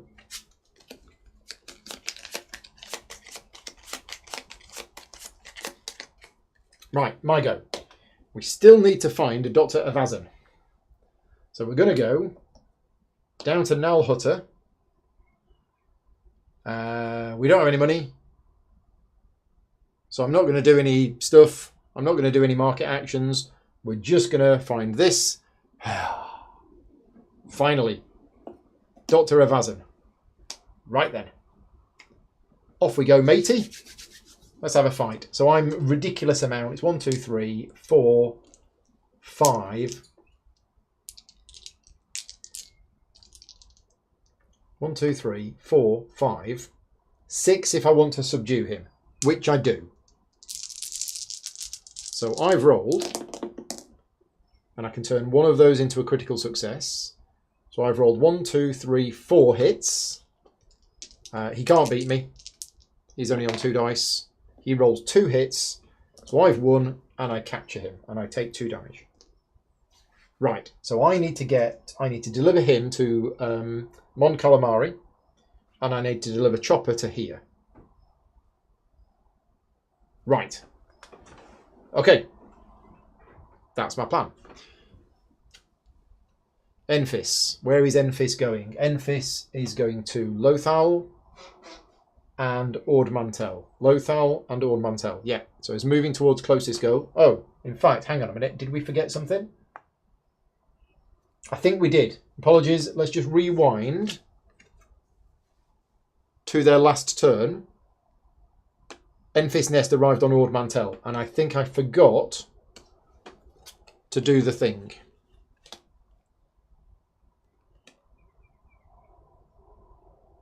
Ah, now that's interesting because it's not on her card. Her card does not do jobs. So she went there and instead of doing the job, she actually just does all of this, right? So we're doing it right, which means on her next turn, she doesn't move because she is at a location which is one of her things. So this hasn't happened before. So doesn't need to move the wall towards the closest goal. So just gets 2,000 credits instead. Then, if at cargo destination, no. Then it buys one of these. Can it buy one of these? It can. So it wants to root out spies at Takodana. But then encounter step, if at job destination, complete it. So she's completing the favour for the huts. Gains 5,000 and 1 hut reputation. If already at positive hut reputation, you also lose 1 syndicate reputation and gain 1 fame, then discard this card. So gains a fame, goes up to 8, gains 5,000 credits, Wow, I am doing rubbish. I just had such a slow start. And it's all happening now, but maybe too late. Too little, too late. Have we done all of that? Yes, I think we have. Okay, so my go. I'm here. I think we're going to go to Mon Calamari. Yeah, so we're just going to go to Mon Calamari. So I've moved. Then we're going to deliver the bounty. Hey, finally. So we delivered Dr. Evazan. I gain 1 fame. I'm on 2 fame. And I gain 10,000 credits. And that is done. That is absolutely done. So that was the bounty. I can also do a market action. Oh, hang on a minute. Hang on a minute. We missed something. The hut should have moved 3 towards Enfys. So, my market action. Do we want to buy something? We do need a bigger ship. We definitely need a bigger ship. So I'm going to cycle the ships in the hope that I find a 10,000 ship, because that's a 5,000 ship. So first cycle is the Aggressor class assault freighter that I could buy, but I would have to throw in something. I'm going to do it. I'm going to do it. I am going to throw in 10,000 credits and my Electro Ripper staff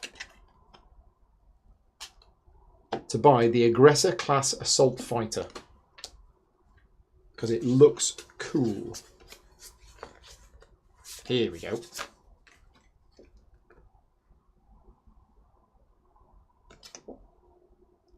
So we're replacing that ship with that one.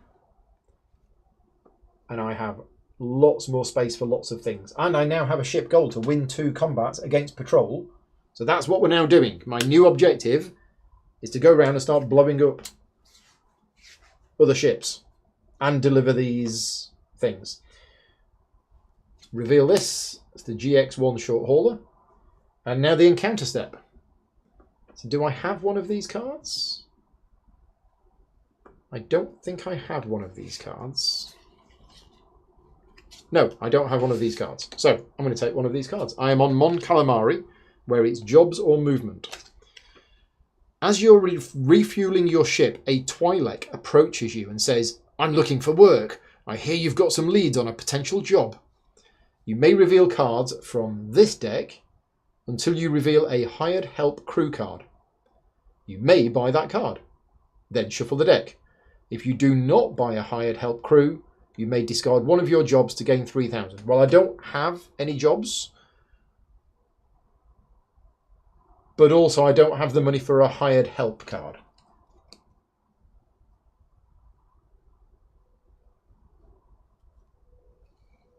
So reveal a hired help. You may buy that card, then shuffle the deck. Yeah, hired help costs 1,000. So I'm not going to bother. I'm just going to leave that on top. Yeah, I'm not 100% sure of the rules of the timing, in that should that card have been added in, and should I have shuffled it, and should I have then revealed a new one, and should that have revealed a patrol? I don't know. So no, I'm not going to do that. That's a bit of a wasted card. However, I've now got 5. How many do I need? 8. And when I go to my destination, I need influence and knowledge. Well, I have influence, so I need knowledge. Otherwise, it's probably not going to work. Right, that's my go done. Enfys. Oh, that should have gone. Keep forgetting to take them off. So, nearest one is this one. Yeah, it's only 1 space away. So she goes to Lothal. She tries to buy a ship, if able. Well, this is worth 5. Her current ship is worth 10. So she's going to cycle the first card. The next ship is worth 20. So she does. She spends 10,000 credits and trades in her Lancer class pursuit craft for the Firespray 31 patrol craft, which, as we all know, is Boba Fett's ship. One of the coolest looking ships ever to be designed for any science fiction show. It's just awesome.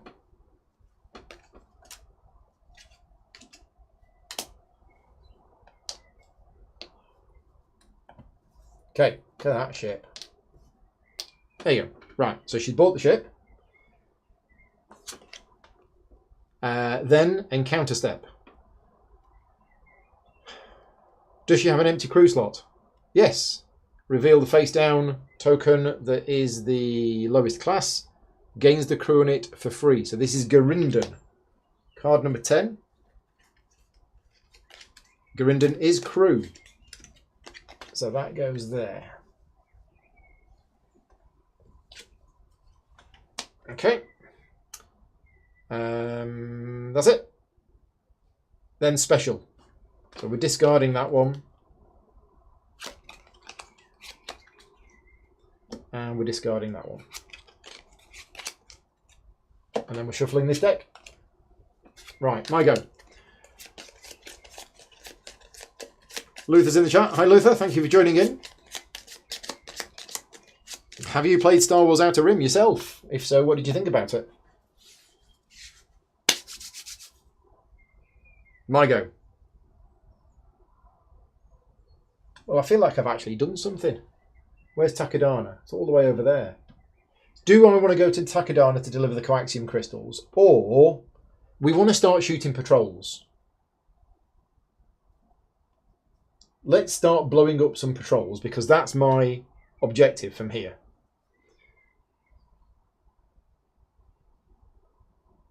Yeah, I was going to go here and then go through the inner systems, but actually I think I'm just going to slowly work my way around, blow up these patrols on the way, and end up here to deliver that. I think that's what we're going to do. So I'm going to go 1, 2, 3.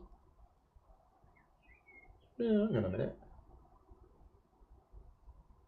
Yeah, we'll go 1, 2, 3, and I'll stop there in the middle of space. Now I can do a market action because I've got this. I've got this this droid, but actually I don't have any money, so we're not going to. But I could. And then I'm going to fight a patrol. So we are fighting the Hutt patrol. I have 5 dice, and because of my concussion missiles, after I have rolled dice, I can rotate this card to add 2 hits. I'm not sure I'm going to need to. Hey Loki, but we'll see what we get. Space combat. So I've rolled 1, 2, 3 hits. I'm not going to use the concussion missiles. I'm going to take a risk. So I've rolled 3 hits. The patrol is 3 dice. It's rolled 2 hits. So my ship takes 2 damage, but I have won the fight, which means I get 5,000 credits. Somebody obviously pays me for some spare parts, and that is, I have won a combat against a patrol. So that goes on there. That patrol has gone, and the next one is revealed. And I think, does it move 1 straight away? I can't remember. It's been a while since I've fought a patrol. Page 12. The player moves the patrol. Oh, that's if you lose. When you win a patrol, you gain the reward listed. Lose 1 reputation with that patrol's faction, obviously. Then eliminate the patrol, remove it from the game. There is always 1 patrol from each faction on the map. When one is eliminated, another one is spawned on the map. Take the top token and place it face up on the next space. There you go. Next one arrives. Now this one is worth 1 fame. Yeah, if I defeat this one, it's worth a fame. So, we're done. Right, Enfys. Oh, did I forget to do it again?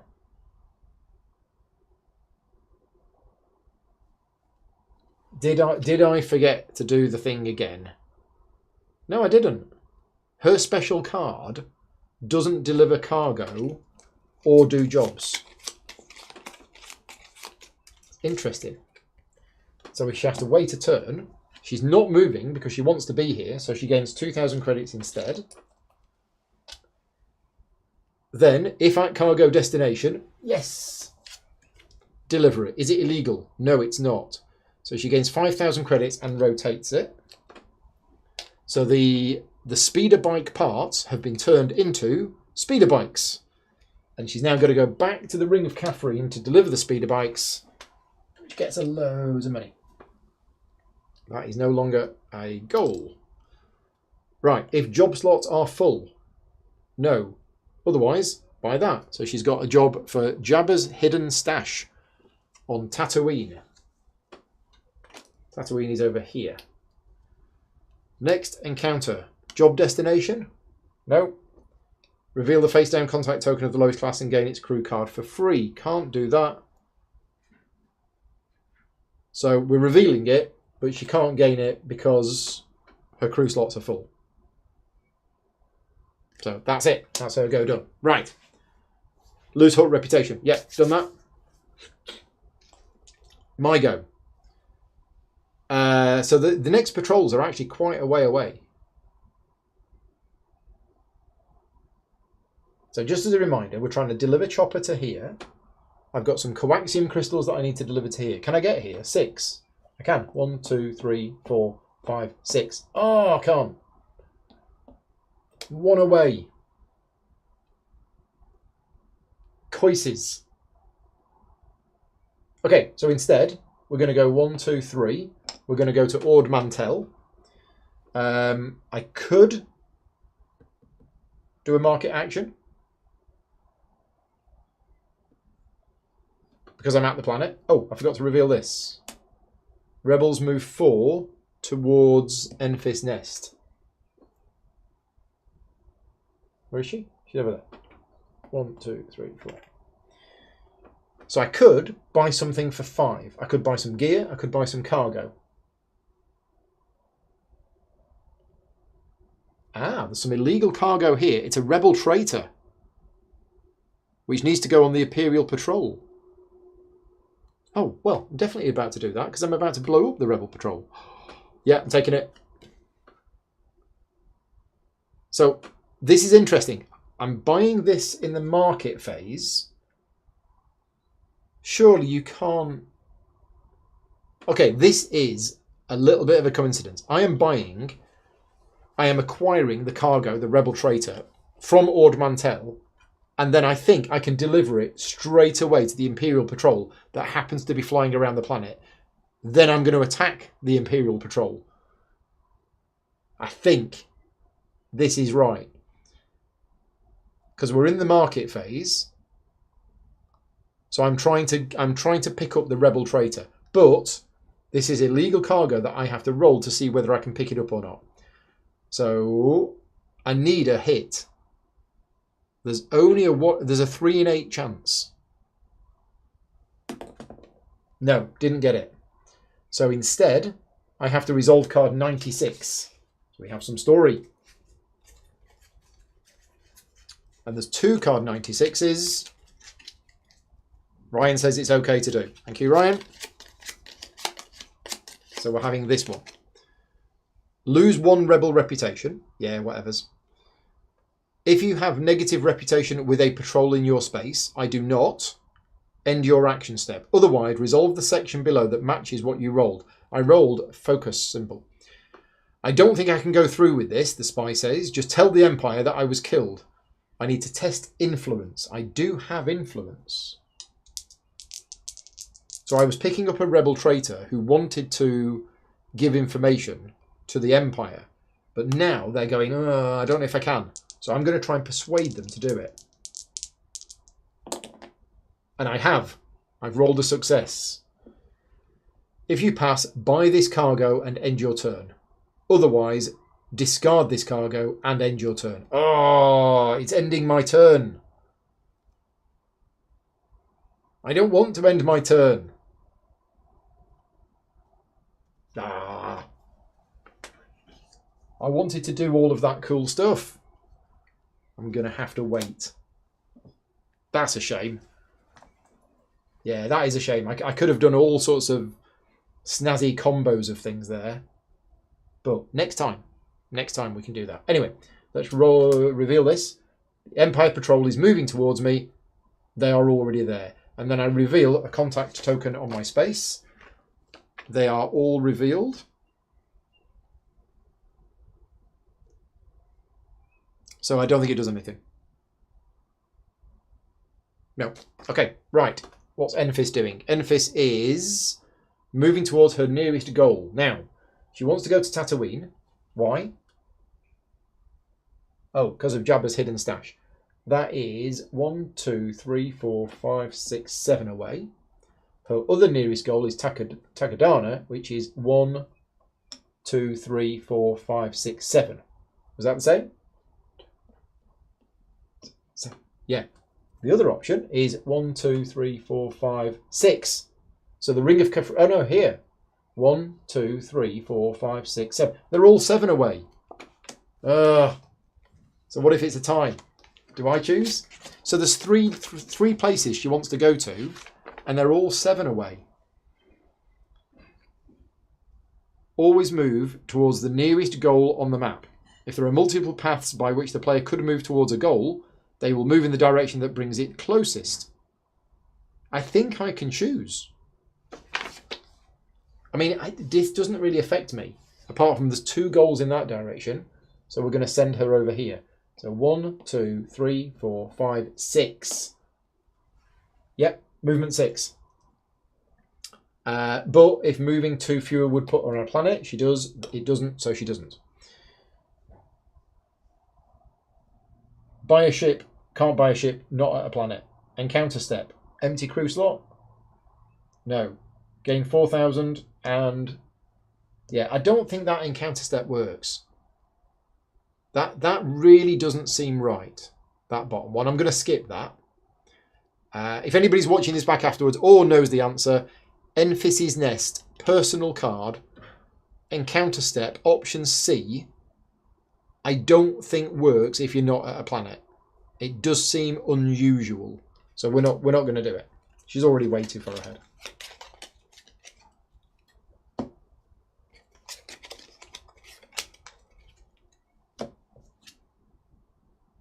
Shuffle in. Right, my go. Come on, Paul. You're only 6 fame behind. You can do it. No, I can't. Totally can't. I'm going to stay where I am. I'm going to earn 2,000 credits. Or do we heal up? No, I'm going to heal up. That's what I'm going to do. I'm going to stay where I am. I'm going to heal up. Then I'm going to deliver the cargo. I'm going to deliver the Rebel Traitor from the planet to the Imperial Patrol that is in the same space. I get 5,000. I get 1 fame. And I get an Imperial reputation. They love me for a minute before I blow them up. That's that done. That is not discarded. That goes in the bottom of the deck. There are plenty more Rebel Traitors out there. I can do a market action if I'm on a planet. So I can buy some more stuff. Do I want to buy some more stuff? I could take a job. Or I could take a bounty. Oh, there's a bounty for Ahsoka Tano.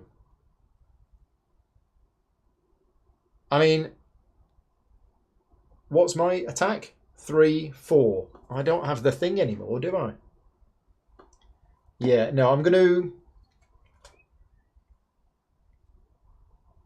to cycle this. So I'm buying some of this stuff.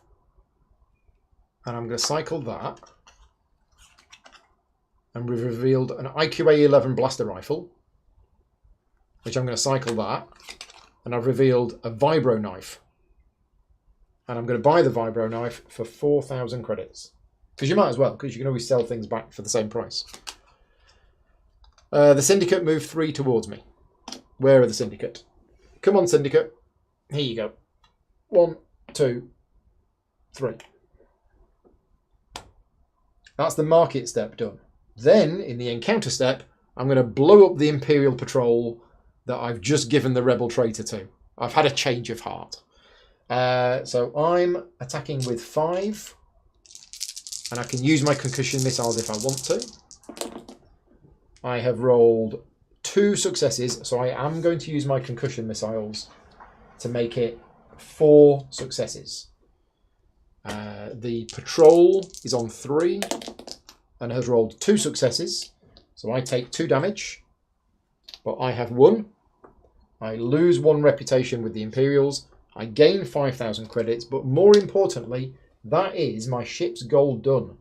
So my ship's goal was to win 2 combats against patrols. So if I do that, I gain a fame, and we flip the sheet over. I have the IG-2000. Is that IG-88 ship by any chance? I don't know. But I now have a long-range iron cannon. When you win a combat against a patrol, do not lose reputation with that patrol's faction. Okay, because I'm shooting it from afar. Awesome stuff. Right, and then we get a new Imperial patrol. Pop. There we go. D-Ditto's here. Excellent. We're coming to UK Games Expo. Fantastic. If you are coming to UK Games Expo, Saturday night, I am doing a live just one game for charity. It is a ticketed event. All of the money goes to charity. So please, please, please, if you want to come along on Saturday night, it will be great fun. It's for 1 hour, 8 o'clock on the Saturday night. Go to the UK Games Expo website, search for just one live with Paul Grogan, and come along. It'll be great fun. And as I say, all of the money goes to charity. I'm not getting paid anything for it. I'm giving up my time on the Saturday evening to do that live show. So yeah, buy your tickets now before they run out. And if you are one of my Patreon supporters and you are going to be at UK Games Expo, we are having a Patreon meetup right afterwards. Let me know if you are going to UK Games Expo and you're a Patreon supporter. Yeah, love to see you there. Right. My go is done. We did that, we did that, we did that. Okay. Enfys. She moves to Tatooine. She arrives on Tatooine. Is it a cargo destination? It is not. Is the job slots full? It is. She buys some more cargo, which she can buy. It's free. It's illegal. Now, how does it work with them buying illegal cargo? Oh, it says here, if illegal, the ship suffers 2 damage. Okay, so ship suffers 2 damage. And she's picked up an Imperial Defector. So the opposite of what I'm doing. And then we reveal the card and no patrols move. Right, next. Oh, no, that's if at cargo destination. No, it's the other way around. So it takes the damage when delivers it. Right, okay. Encounter step. Done that. Got a job? Got a job. Got a job at Jabba's Hidden Stash. Tatooine. Lose 1 hut reputation. Oh, so she's stealing money from the huts. Gain 10,000 money and 1 fame. So she's at 9 fame. 10 to win. Remove this card from the game. Yeah, totally lost this. But it's been great fun. Really, really good fun. We're done. My go. So, in order to not have such an embarrassing defeat, it's currently 9 versus 4. Have I only got 4? I want to at least try and deliver Chopper. Oh, once per combat, you can re-roll any number of your dice. Oh, I keep forgetting that. Right. So we're going to move, and I can move 6. So we want to try and get here, but I also want to get to Takodana. 1, 2, 3, 4, 5, 6. We've got to Takodana. Excellent. Right. We've moved. Then I'm going to deliver the cargo, which gains me 12,000 credits. No fame, but lots and lots of credits. Okay. Then we can do a market action. Now, we have all sorts of things here. Do I want to pick up this bounty? No, I don't think I do. I've got 2 lots of gear. We're looking at some luxury items. These are the really expensive cards. They contain a variety of cards, but they're really expensive. I'm going to try and buy from this deck. Or we could buy another ship. Because now that I've got the bonus of that ship, we could start looking for another ship to get the bonus of that one. But I think I'm fine with that ship. So yeah, let's go through this deck. So I don't want that one. Do I want an extravagant wardrobe? Lols. Well, this is brilliant. While you have 2 or 3 positive reputations, you have 1 additional fame. And if you have 4 positive reputations, you have 2 additional fame. Fantastic. No chance. Nobody likes me. Ooh. The Boonta Eve Classic requires influence. Yes. Piloting. It really wants piloting. I don't have piloting. Tactics. I don't have. Tech. I do have. I'm going to do it. I'm going to take the card. It is a job. It's the Boonta Eve Classic pod race draws the best pilots from around the galaxy to compete for fame and fortune. Fans tune in not just for the dizzying speeds, but also for the spectacular crashes. I mean, it's a bit rubbish because it's on Tatooine, and I'm never going to get there. The Imperial Patrol moves 3 towards me. 1, 2, 3. Okay. That is my movement. That was my market phase. And now I've got my encounter step. Oh, I've also not done this. Have I got one of those cards? Oh, I have. So what we're going to do? Oh, there's the Black Sun Agent. My friend, the Black Sun Agent. We could go and say hello to him again. Yeah, I'm going to go and encounter the Black Sun Agent because that gives me... Oh, no, it gives me stealth. It's the hired help that I want. And I don't need stealth. I need piloting. Piloting is what we need. Let's encounter this yellow one. And let's see what it is. No, let's encounter Takodana because I can get crew. Takodana, I can be whoever you need me to be for a price. You may spend 1,000 credits to gain the crew below. I'm spending the 1,000 credits. We have the Clawdite Shapeshifter. As an action, I can spend 1,000 credits, choose a faction. Until the end of the turn, you are treated as having positive reputation with the chosen faction. That's fine. We'll have that. There you go. Right, that's my go done. 12 to win for the bot, unless you're playing to 8. And based on the time, I need to be stopping in 15 minutes because I've got to get food, put this away, and I've got people coming around at 7 o'clock. Don't forget, if you're a patron supporter, there will be a bonus stream tonight. We're going to be playing Flamme Rouge, which was voted on by my producers. We're going to be doing that this evening. And if you're not a patron supporter and you want to see a playthrough of Flamme Rouge, maybe now's the time to become a patron supporter if you are in a position to be able to support me. That would be very much appreciated. Right. The AI's turn. Where is she trying to get to? Where is she? She's here. She's trying to go to Takodana. Also, the Rebel Patrol. She's trying to go to the Rebel Patrol as well. And she's trying to go to the Ring of Kafrene. So, she moves 6. 1, 2, 3, 4, 5, 6. And then stops on Mon Calamari. If at cargo destination, no. If cargo slots are full, yes. Buy this. Yes. Rebel Favour. I think we've had that before. Reveal the next one. Imperial Patrol moves 4 towards her. Where's the Imperial Patrol gone? Here.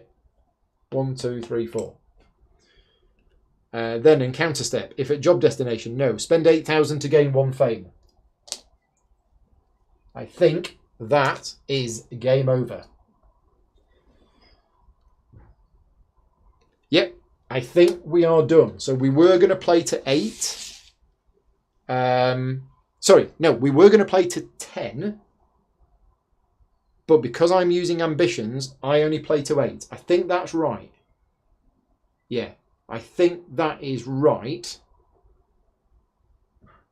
Rotate a card because the AI can afford it and it has fame printed on it. Yeah. I mean, I need to be stopping now anyway. And to be honest, I don't think I would have got anywhere close. I love this game. It has such a great sandboxy feel, and all of the things that you do in this game, going and finding cargo, you know, delivering the cargo, looking for people, bounties, the jobs. We didn't really see the jobs in this game very much, but the jobs are an extremely cool part of the game that I really love. Just to give you an idea, if you don't know the game and you want to know what the jobs are, I'm just going to show you now very quickly. So here is this card. If you can read it, if it's going to focus. It's not going to focus because the automatic focus is on. Sorry, the automatic focus is off. Let's turn the automatic focus on. There you go. Right, so this is the card that I had. This is a job. It lists the skills that you really want to have to do that job, but the ones in italics, if you don't have them, you're going to fail. So it gives you an idea of what you're going to need to be successful in this job, with the italics being you must have that, okay? Now, what happens is when you go to the destination, which is Tatooine, you resolve card 54. So what you do is you get card 54 from the deck, and sometimes there's more than one. As it is, there's two of them. So there's a bit of variety in the game in that there are 2 54 cards. So what you do, you choose one at random, and then what you do is you reveal the card, and this is the job. So it's really, really lots of narratives, but it's a bit of story. So first of all, you have to do this. You have to test your influence. If you fail, the job fails unless you spend 5,000. In other words, you've got to speak to somebody to try and get into the pod race. Then once you've done that, you need to upgrade your pod racer, which is tech. If you pass, then you're one step further ahead. Then you need to test your tactics. If you pass that, you get another gold token. And finally, it's race day. You need to do your piloting 3 times. For each test you pass, you get a gold token on it. Your character suffers 2 damage if you fail. If you're not defeated, complete this job. So basically, you are adding up gold tokens, which you put on here. And then, when this is done, you gain 1 fame, and you get 3,000 for each gold token. And if there are 4 or more gold tokens, you gain an additional fame, then discard this card. And there's loads of these in the game. I've never seen this one before. And there's loads of these cards in the game, and they all tell a great little story. And I just absolutely love how these jobs work. Yeah, it's really good, and that's where all of the skills come in. The multiplayer game is fantastic because the interaction between the players is some of the best I've seen in a game. First of all, if another player has a crew member with a skill that you need, for example, if this was a multiplayer game and another player, if Rick was here playing Enfys Nest, Rick has Boshek. Boshek has got piloting. I could have said, I'm going to fly to you, and look, I'll give you this Vibro Axe and some credits, and can I have this crew member? You can actually trade items and cards with the other players. So that's great. So that's how you can get this. You can also, in the expansion, you can get favours from each other. So I could say, look, can I ring up Boshek? Can I get some advice from him? And I gain the piloting skill for that turn. It's not a cooperative game in any way. Why would Rick want to do that? Why would the other player want to give me that skill? It's because I then owe them a favour, which means they can call in a favour anytime, and I can't say no to it. So that's great. The other good thing about the game, and this is really funny, is if you get a bounty for a crew member on another player's ship, you fly to them, and then you can either have a fight with them if they put up a fight. You have to have a ship battle first, and if you win, you board them. And then you have a fight with the actual person, or the other person could just say, okay, you take him, I don't want to fight. So you do get a bit of that going on in the game as well. Yeah, which is really good. But yeah, this is the most enjoyable Star Wars game that I've played. I think as a design, I think it's fantastic. Now, pure Eurogamers, which I mostly am, will not like certain parts of this game. First of all, you're rolling lots of dice for fighting, and you're rolling lots of dice for tests. I think it works in this game, and this game is an experience. It's a lot of fun. There's also the random element of, oh, look, you've drawn a card that just happens to want to go there. Now, if you're using the fixed map setup, that is less of an issue because you won't get a card that needs to go to the next space. But with the random setup, you might have a bit of that. But there's so much flavour in so many of these cards. Thematically, this is one of the most thematically sound games that I've ever played. Everything in it works in the way that you think it should. And there's a lot of little things. You get to smuggle illegal cargo, and sometimes you might get caught. You might lose reputation. You might get attacked. You know, when you go to a planet and you meet a contact, it says, oh, do you have negative reputation with the Imperials? Well, if you do, you get attacked because they're an Imperial person and things like that. There's a huge amount of stuff in there, and it is for me, it is a must-have game if you're a Star Wars fan, if you don't mind the little bit of randomness. There you go. There's a mini review. I've already done a full review on this game. I did it about 3 years ago when I used to do reviews. I don't do reviews anymore on the channel, but I have done a review of this game. It will be interesting to go back to that video and see what I said about it, because I think it's probably the same things that I'm saying now. My opinion on the game hasn't changed over the years. The game is fantastic. I love playing it. The expansion makes it better. You do not need the expansion to play the game, but the expansion does make it better. And with that, we're all done. I mean, I was nowhere close to winning. Not only did I only have 4 fame, if you're playing with the ambitions, you have to complete your ambition. I was absolutely nowhere near. And that's because, as I said many times during the playthrough, I had a really slow start. You need to be very, very efficient with your actions in this game. You can't be going places and not doing stuff. You have to be constantly progressing, constantly be moving forward. We're all done. Thank you very much to everybody for watching. And just a quick thing before I disappear. As I said a few times today, we've spent 5 hours playing Star Wars Rebellion this morning. Then I've spent a few hours playing this afternoon. Taken today off work. None of these videos were paid for, and all of the advertising revenue goes to charity. Apologies for sounding like a broken record, but I have to say a big thank you to all of my Patreon supporters. With your support, I'm able to do these things. Without your support, I would have to work today.